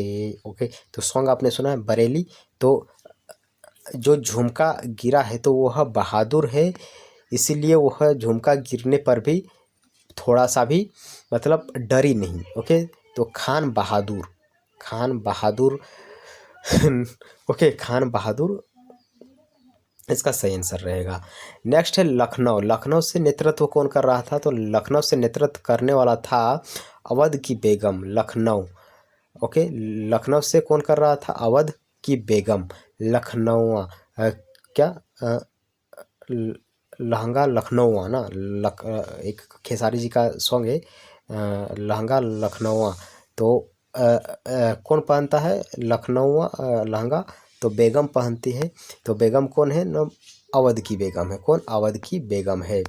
नेक्स्ट क्वेश्चन है बिहार से कौन था? तो बिहार का बाबू कुंवर सिंह। बाबू कुंवर सिंह, ओके, तो बिहार का बाबू भी नेतृत्व करने लायक है। बाबू, बाबू क्या? बाबू कुंवर सिंह, बाबू कुंवर सिंह।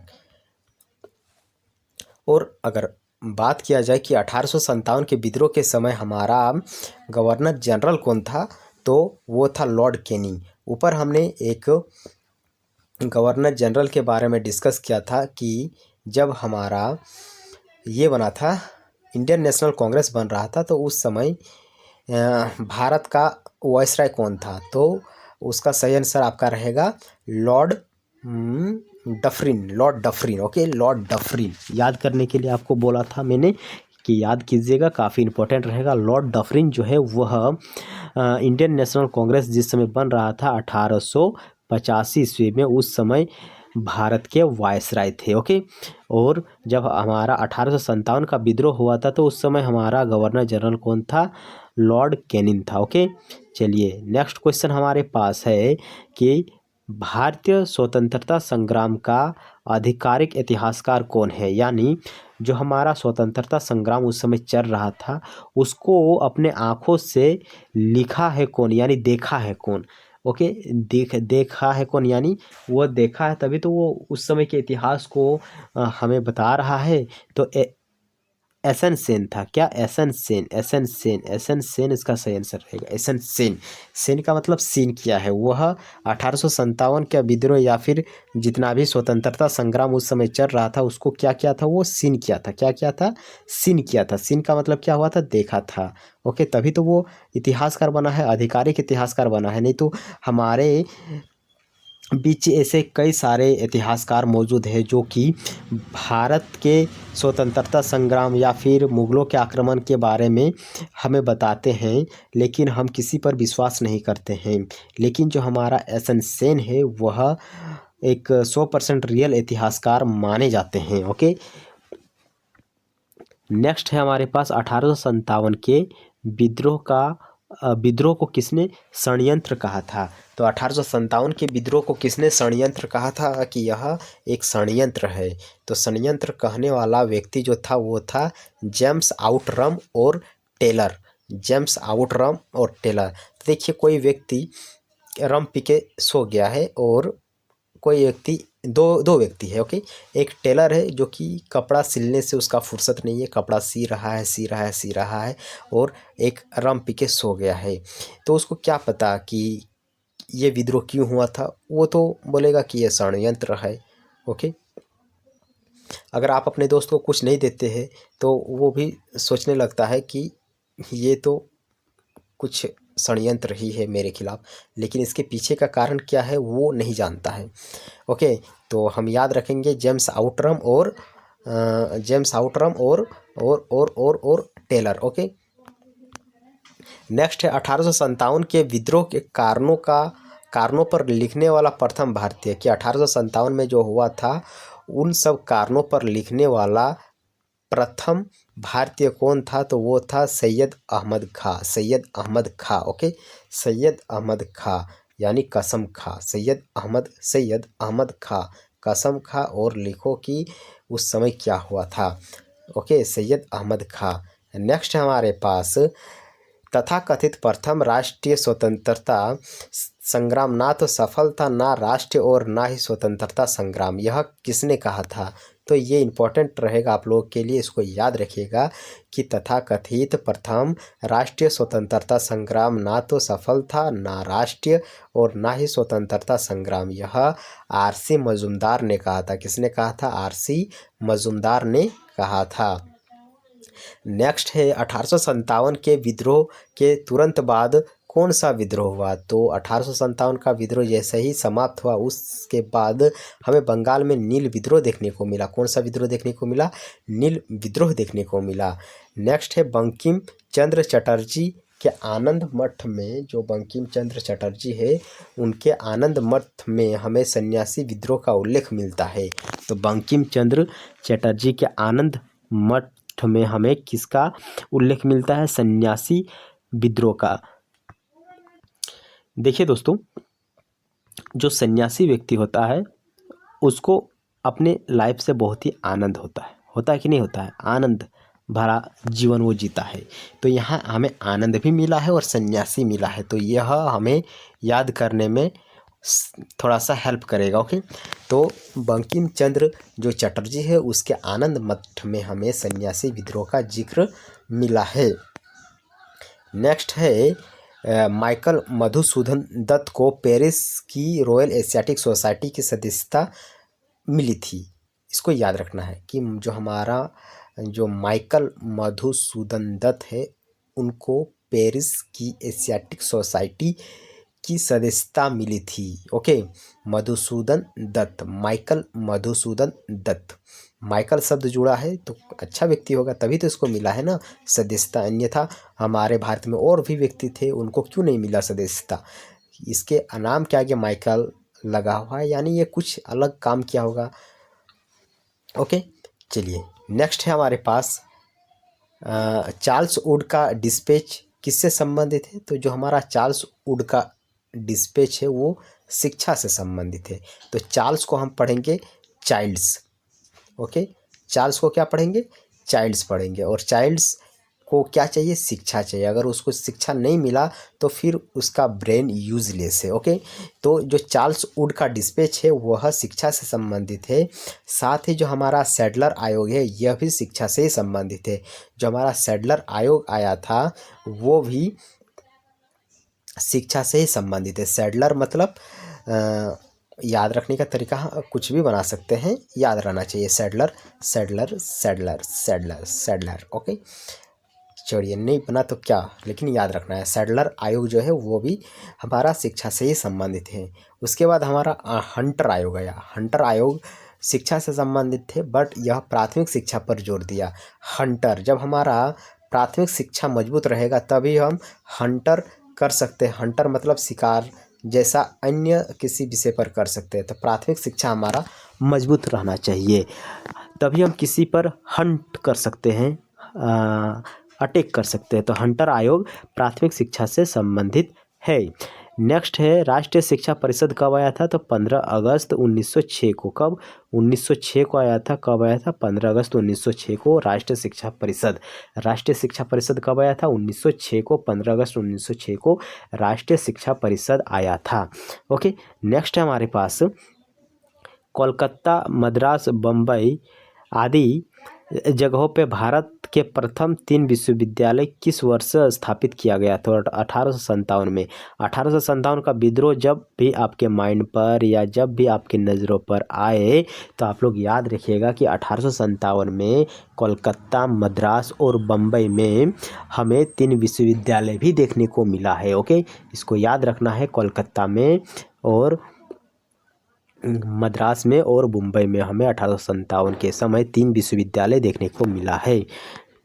चलिए नेक्स्ट है मुंबई में प्रथम महिला विश्वविद्यालय की स्थापना कौन करता है? ओके, तो मुंबई में प्रथम महिला विश्वविद्यालय की स्थापना करने वाला जो व्यक्ति है वो है डी के कार्वे। कौन है? डी के कार्वे। ओके, याद रखिएगा डी के कार्वे जो है वह महिलाओं के लिए मुंबई में प्रथम विश्वविद्यालय की स्थापना करता है, डी के कार्वे। नेक्स्ट है हमारे पास लॉर्ड लिटन ने वर्नाकुलर प्रेस एक्ट लागू किया था। लॉर्ड लिटन ने, तो देखिए वर्नाकुलर प्रेस एक्ट, ये वर्नाकुलर प्रेस एक्ट हमारे पास हमारे नज़रों के सामने इतना बार आ गया है कि हम इसको छोटा समझने लगे। लिटल लिटल लिटल लिटल मतलब छोटा, ओके, लिटल यानी लिटन। तो लॉर्ड लिटन ने वर्नाकुलर प्रेस एक्ट लाया, Lord Lytton, okay, Lord Lytton. Next है हमारे पास मिरात उल अखबार, यह फारसी में प्रकाशित अखबार था और यह एक साप्ताहिक था, ओके। तो मिरात उल अखबार जो था यह फारसी शब्द में था और साप्ताहिक था, और इसको बनाने वाला, इसको प्रकाशित करने वाला व्यक्ति कौन था? राजा राम मोहन रॉय। राजा राम मोहन रॉय ने मिरात उल अखबार प्रकाशित किया था और यह एक फारसी था और साप्ताहिक था। उस समय मैक्सिमम जो समाचार पत्र आपको देखने को मिलेगा वो साप्ताहिक ही देखने को मिलेगा, क्योंकि लोग अगर अपने बातों को, विचारों को जल्दी लोगों के साथ शेयर नहीं करेंगे तो वह बात और वह विचार फिर लॉन्ग टर्म में यूजलेस हैं, ओके। आप अगर आपके विचार में कोई फोटो, यानी देखिए ना, अभी अगर आप कोई फ़ोटो खिंचा रहे हैं तो वो फ़ोटो आप तुरंत इंस्टेंटली पब्लिश करना चाहेंगे, स्टोरी में लगाना चाहेंगे ताकि लोग वह देखें। अगर वह फ़ोटो मान लीजिए गर्मी का दिनों में अगर आप गेंजी पहन के एक फ़ोटो खिंचाए हैं तो वो आप सर्दी के महीना में पब्लिश नहीं कर सकते हैं ना। सेम वैसे ही साप्ताहिक समाचार पत्र सबसे ज़्यादा उस समय देखने को मिलेगा। और मिरात उल अखबार जो है यह राजा राम मोहन रॉय के द्वारा स्थापित एक फारसी और साप्ताहिक समाचार पत्र है। समाचार पत्र का नाम क्या है? मिरात उल अखबार, ओके। चलिए नेक्स्ट जो है हमारे पास वो है इंडियन मिरर। इंडियन मिरर जो है वह 1880 में प्रकाशित एक समाचार पत्र है और यह कोलकाता से प्रकाशित किया गया था, okay. Indian mirror, Indian mirror, Indian mirror का मतलब इंडिया को दिखाया जा रहा है। 1880 में कोलकाता से प्रकाशित हुआ था, 1880 में, ओके। 1880 आरसी, आरसी का मतलब क्या होता है? आरसी का मतलब होता है आईना, आईना मतलब शीशा, शीशा मतलब मिरर, आरसी आईना, मिरर सीसर, ओके। तो 1880 में 80 मतलब शीशा, शीशा मतलब मिरर, ओके।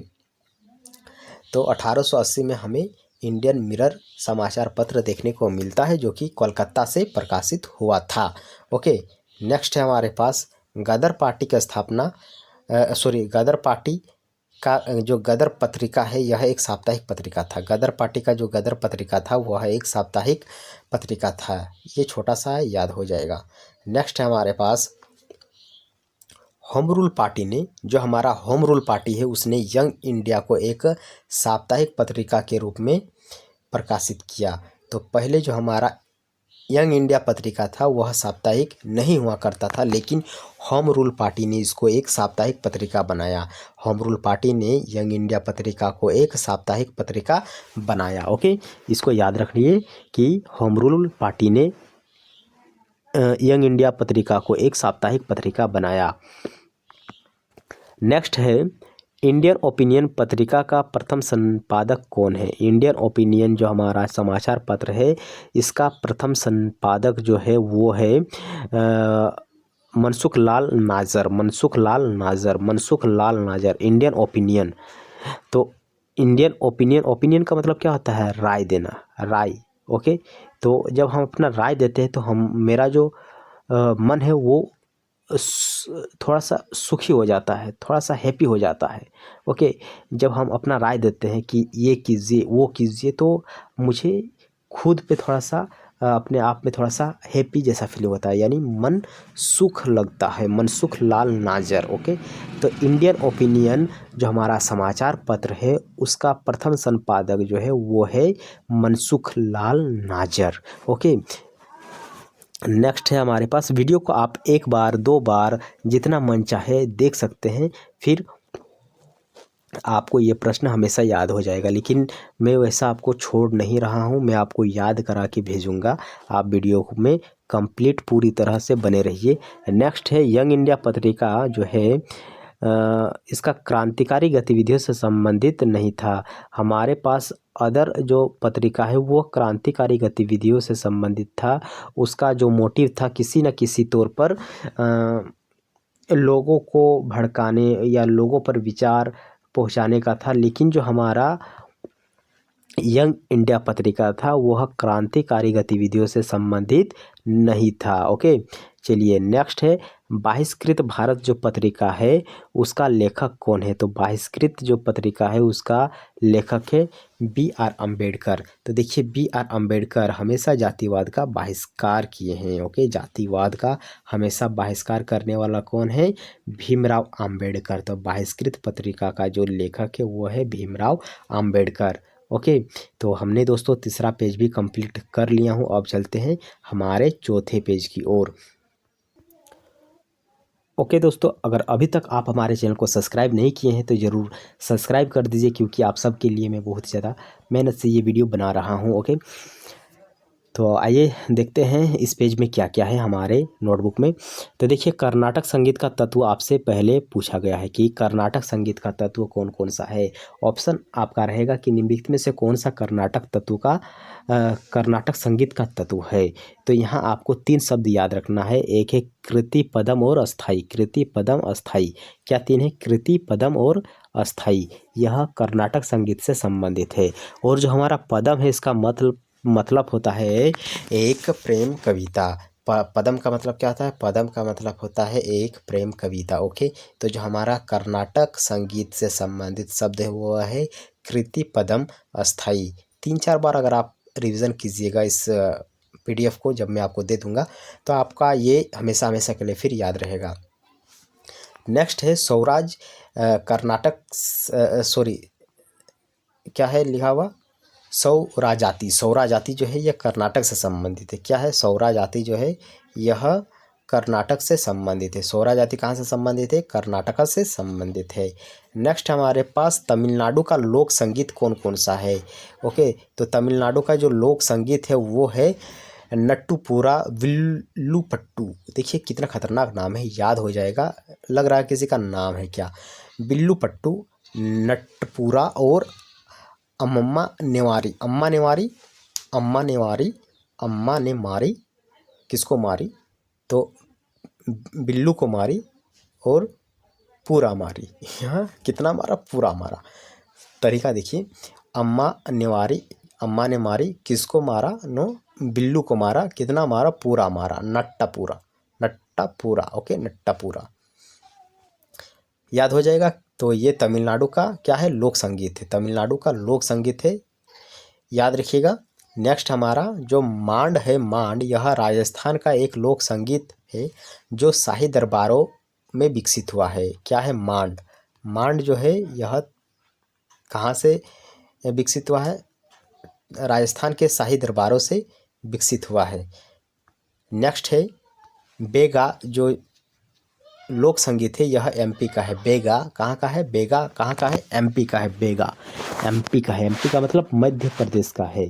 तो बेगा में हम लोग कोई इम्पोर्टेंट चीज़ कहाँ पे रखते हैं? मध्य में रखते हैं। बेग में हम लोग कोई इम्पोर्टेंट चीज़ कहाँ रखते हैं? मध्य में रखते हैं। अब आप अगर एग्ज़ाम देने जा रहे हैं तो आप अपना इम्पोर्टेंट चीज़ कहाँ रखते हैं? बेग में रखते हैं। लेकिन कहाँ पे रखते हैं? बेग में मध्य में रखते हैं, ताकि कोई उसको ले ना जाए। तो बेगा जो है ये मध्य प्रदेश का लोक संगीत है। नेक्स्ट है हमारे पास पल्लवी चरण वर्णम। पल्लवी चरण और वर्णम क्या है? पल्लवी चरण और वर्णम यह कर्नाटक संगीत से संबंधित है। कर्नाटक से हमने और 2 सीखा था। क्या था? कृति, पदम, अस्थाई। कृति, पदम, अस्थाई और पल्लवी चरण वर्णम, ये 6 हो गया हमारा कर्नाटक से। कृति, पदम और अस्थाई। कृति, पदम, अस्थाई, पल्लवी चरण और वर्णम यह कर्नाटक से संबंधित है। ये लास्ट पेज है, इसलिए थोड़ा टफ में लास्ट में रखा हूँ ताकि ये आपको याद रहेगा। ओके, नेक्स्ट है हमारे पास संयुक्ता प्राणिग्रही। यह ओडिसी नृत्य से संबंधित है। संयुक्ता प्राणिग्रही जो है यह ओडिसी नृत्य से संबंधित है। संयुक्ता प्राणिग्रही जो है यह कर्नाटक संगीत से क्या है? संबंधित है। और हमने ऊपर 3 जो पढ़ा था वो क्या था, कृति, स्थाई और पदम। उसके बाद अन्य 3 हमने कर्नाटक संगीत का पार्ट देखा, वो था क्या था, पल्लवी चरण वर्णम, पल्लवी चरण वर्णम। ओके, याद हो जाएगा। ये जितना भी चीज़ मैं एक्स्ट्रा बताता हूँ ना, मैं अपने आप को रिवीजन कराने के लिए करता हूँ, माइंड को रिकॉल कराता हूँ और आंखों को बंद कर देता हूँ, मैं स्क्रीन की ओर नहीं देखता हूँ। ओके, नेक्स्ट है हमारे पास कथक में जो डुमरी है, यह डुमरी गीत जो है, यह मतलब ये जो डुमरी गीत शैली है ना, यह कथक से संबंधित है। कथक हमारा कहाँ का है, उत्तर भारत का है। कथक कहाँ का है, उत्तर भारत का है। और ये जो डुमरी है ना, डुमरी डुमरी मतलब झुमरी, झुमरी तलैया आप लोग सुने हैं, यह उत्तर भारत में ही स्थित है, यानी झारखंड में है झुमरी तलैया। तो यह उत्तर भारत के ही ओर है, मतलब मोटा मोटा समझिए उत्तर भारत में है। तो डुमरी, यह कथक, कथक मतलब उत्तरी भारत। ओके, नेक्स्ट है चांग नृत्य। जो हमारा चांग नृत्य है यह कहाँ का है, तो यह राजस्थान का, चांग थांग राजस्थान, चांग थांग राजस्थान, चांग थांग राजस्थान। ओके, चांग थांग राजस्थान, चांग थांग राजस्थान। चलिए नेक्स्ट है ताल। ये ताल का मतलब होता है लय, ये तो पता ही होगा ताल का मतलब क्या होता है। ताल का मतलब होता है लय, और राग का मतलब होता है गीतम। याद रखिएगा, पूछ सकता है मिलान के तौर पर।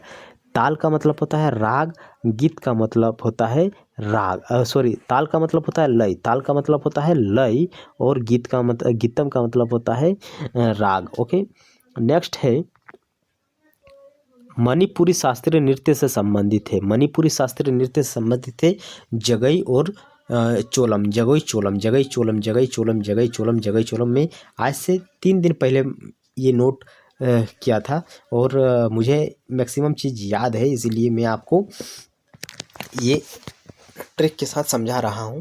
तो जगई चोलम जो है यह मणिपुरी संगीत से संबंधित है, शास्त्रीय नृत्य से संबंधित है, सॉरी। ओके, नेक्स्ट है जो हमारा सत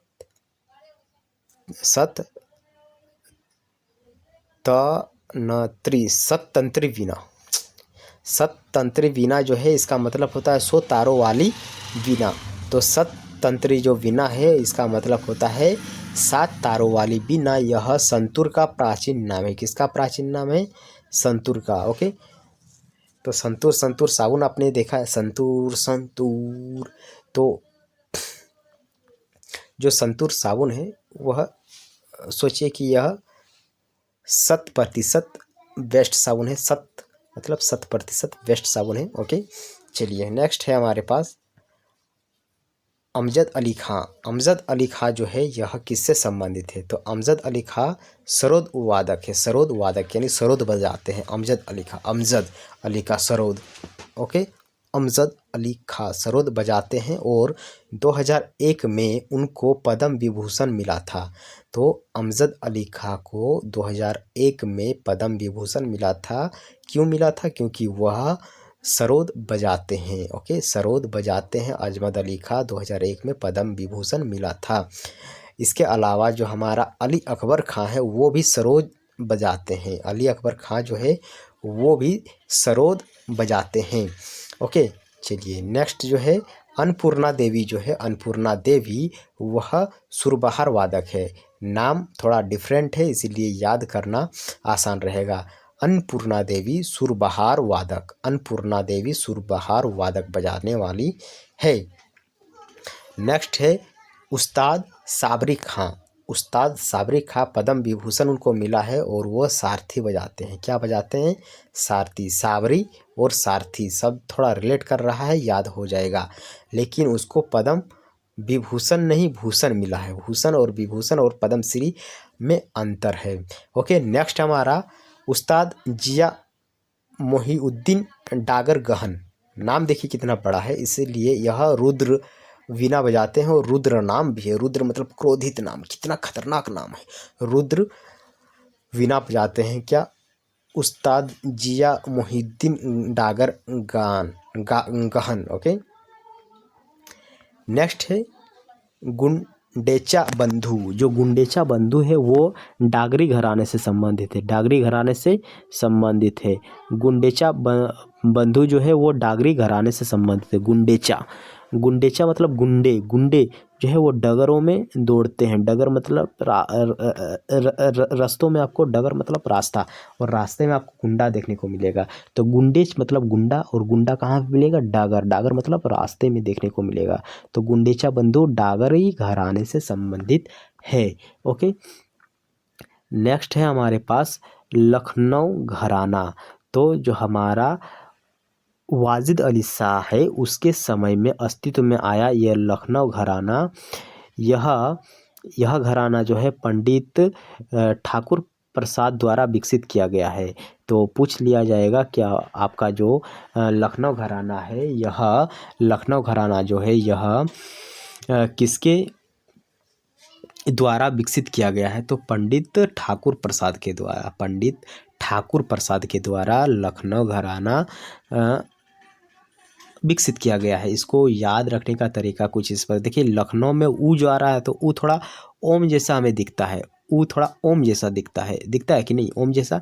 और ओम का यूज़ ठाकुर लोग ज़्यादा करता है, ठाकुर प्रसाद। ओके, तो ठाकुर प्रसाद हो गया लखनऊ घराना, जो कि ठाकुर प्रसाद द्वारा विकसित हुआ है, और यह वाजिद अली शाह के समय अस्तित्व में आया था।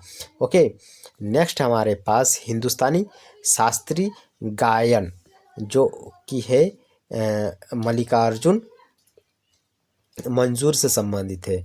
हिंदुस्तानी शास्त्रीय गायन मल्लिकार्जुन मंजूर से संबंधित है।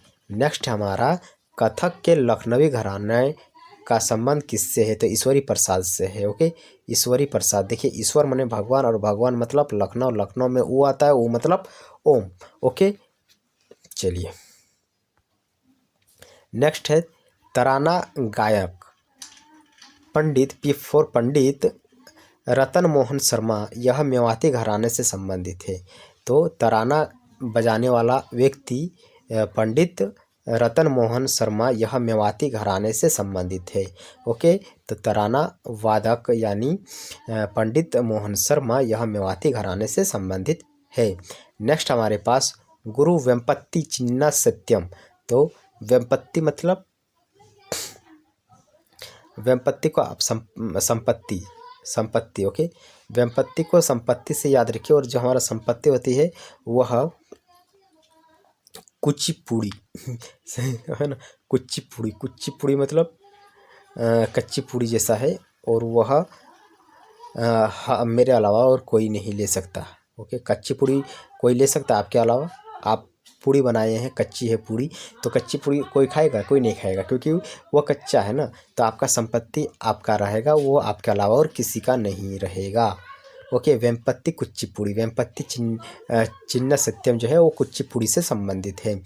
ट्रिक आपको थोड़ा सा बेहुदा लग रहा होगा, लेकिन सबका ट्रिक बनाने का तरीका कुछ अलग अलग होता है।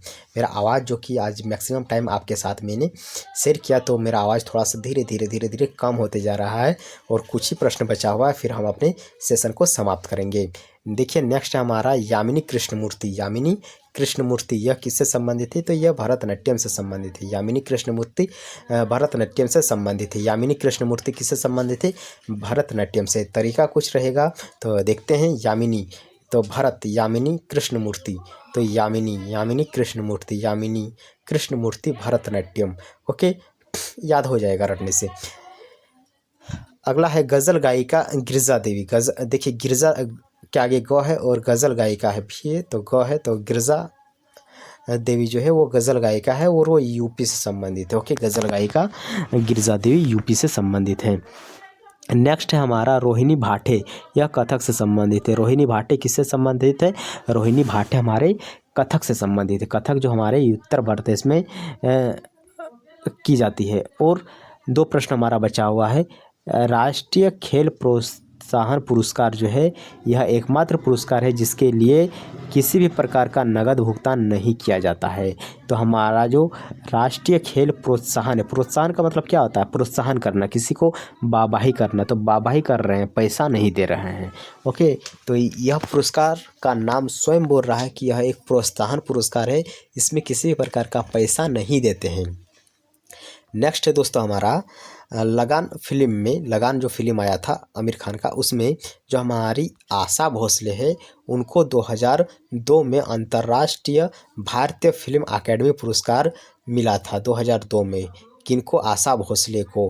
कौन सा फिल्म? लगान मूवी के लिए। ओके, तो ये सभी नोट्स जो कि मैंने अभी आपके साथ शेयर किया हूँ, मैं ये समझ पा रहा हूँ कि आप अगर शुरू से लेकर अंत तक इस वीडियो में कंटिन्यू बने हैं तो आपको मैक्सिमम प्रश्न ट्रिक के माध्यम से याद हो गए हैं। अगर याद नहीं हुआ है तो आइए एक बार रिवीजन कराता हूँ।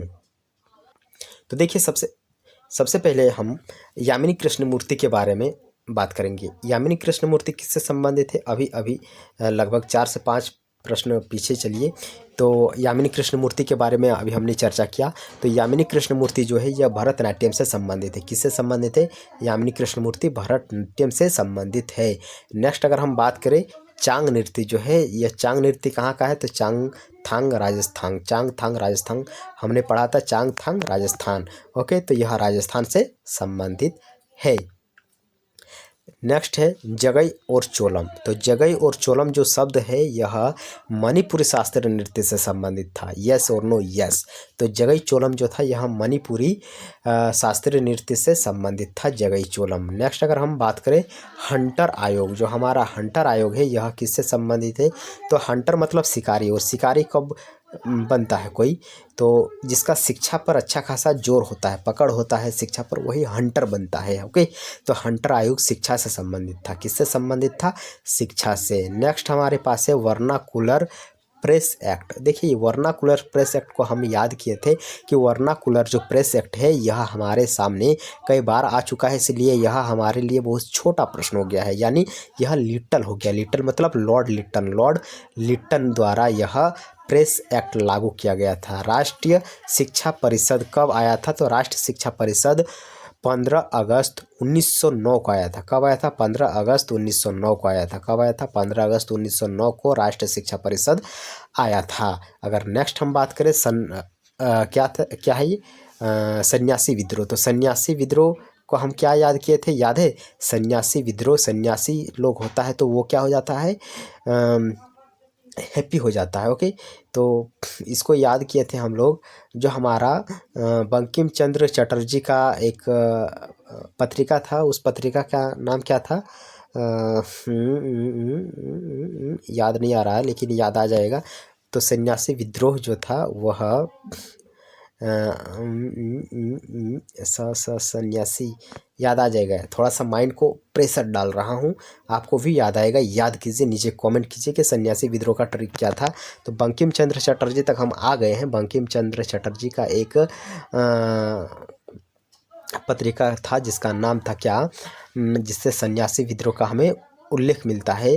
तो याद हो जाएगा, क्यों नहीं आएगा? आएगा ना, याद हो जाएगा।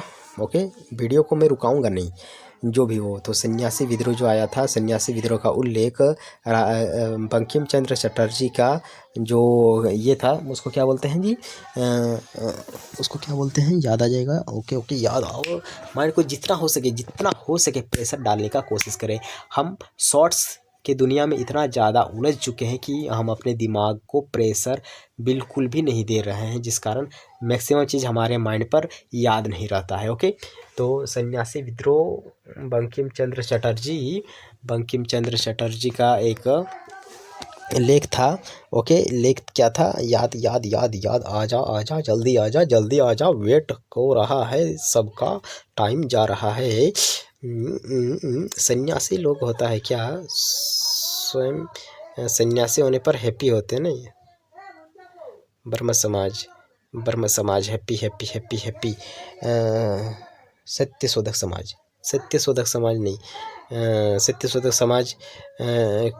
सत्यशोधक समाज श्यामा प्रसाद मुखर्जी, नहीं, श्यामा प्रसाद नहीं था। तो याद नहीं आ रहा है, लेकिन आ जाएगा, टाइम लगेगा। लेकिन मैं पीछे देखूंगा नहीं दोस्तों। ओके, मैं पीछे देखूंगा नहीं। आप लोग कमेंट करके बताइएगा कि जो हमारा सन्यासी विद्रोह है इसका संबंध बंकिम चंद्र चटर्जी के किस पत्रिका से देखने को मिलता है। ओके, नेक्स्ट प्रश्न की ओर चलते हैं। टाइम जा रहा है आप लोग का, इसलिए नहीं तो हम छोड़ेंगे नहीं और रिकॉल करके ही रहेंगे, ऐसा बात नहीं है। मैं आपको पोस्ट करके बताऊंगा कि हाँ, इसको ट्रिक इस तरह था, मैंने याद कर लिया हूँ। ओके, देखिए नेक्स्ट है हमारा सत्य शोधक समाज का स्थापना कौन किया था? तो सत्य शोधक समाज कौन था? स्वामी दयानंद सरस्वती। जो दयालु होते हैं वो हमेशा सत्य बोलते हैं। हमने इसको याद किया था, जो हमेशा दयालु होता है वो हमेशा सत्य बोलता है। ओके, स्वामी दयानंद सरस्वती। ओके, इसको याद कर लिया। नेक्स्ट है गोरी क्रिक। जो हमारा गोरी क्रिक है वो किससे संबंधित है? गोरी क्रिक यानी चोरी करके हम लोग कहाँ चल जाते थे? रन ऑफ कच्छ चल जाते थे। Kori creek, Rann of Kutch. Okay, next है कपिल धारा और दूध धारा। कपिल धारा और दूध धारा जो वाटरफॉल है यह किस नदी पे है? तो ये नर्मदा नदी पर है। ओके, कपिल धारा और दूध धारा किस नदी पर है? नर्मदा नदी पर है। तो आज मैं स्वयं में HW ले रहा हूँ कि सन्यासी विद्रोह का संबंध बंकिम चंद्र चटर्जी के किस समाचार पत्र से संबंधित है? ओके, मेरे यार, ओके, मैं ये रिकॉल करके ही रहूँगा। ओके, तो वीडियो को हम यहीं पे समाप्त करेंगे, लेकिन समाप्त करने से पहले आप लोगों से निवेदन है कि आप हमारे चैनल को ज़रूर एक बार सब्सक्राइब कर दीजिए, क्योंकि हमारे चैनल पर मात्र 795 ही सब्सक्राइबर हुए हैं। मैं अपने चैनल को मोनेटाइज कराने के लिए लगभग 1000 सब्सक्राइबरों की आवश्यकता रहेगी। तो जब तक आप हमें सपोर्ट नहीं करेंगे तब तक हमारा चैनल मोनेटाइज नहीं हो पाएगा। इसलिए ज़रूर आप हमें सब्सक्राइब कर दीजिए और दोस्तों के साथ चैनल को शेयर कर दीजिए। वीडियो को लाइक कीजिए और कमेंट करके बताइए कि आज का वीडियो आप लोग को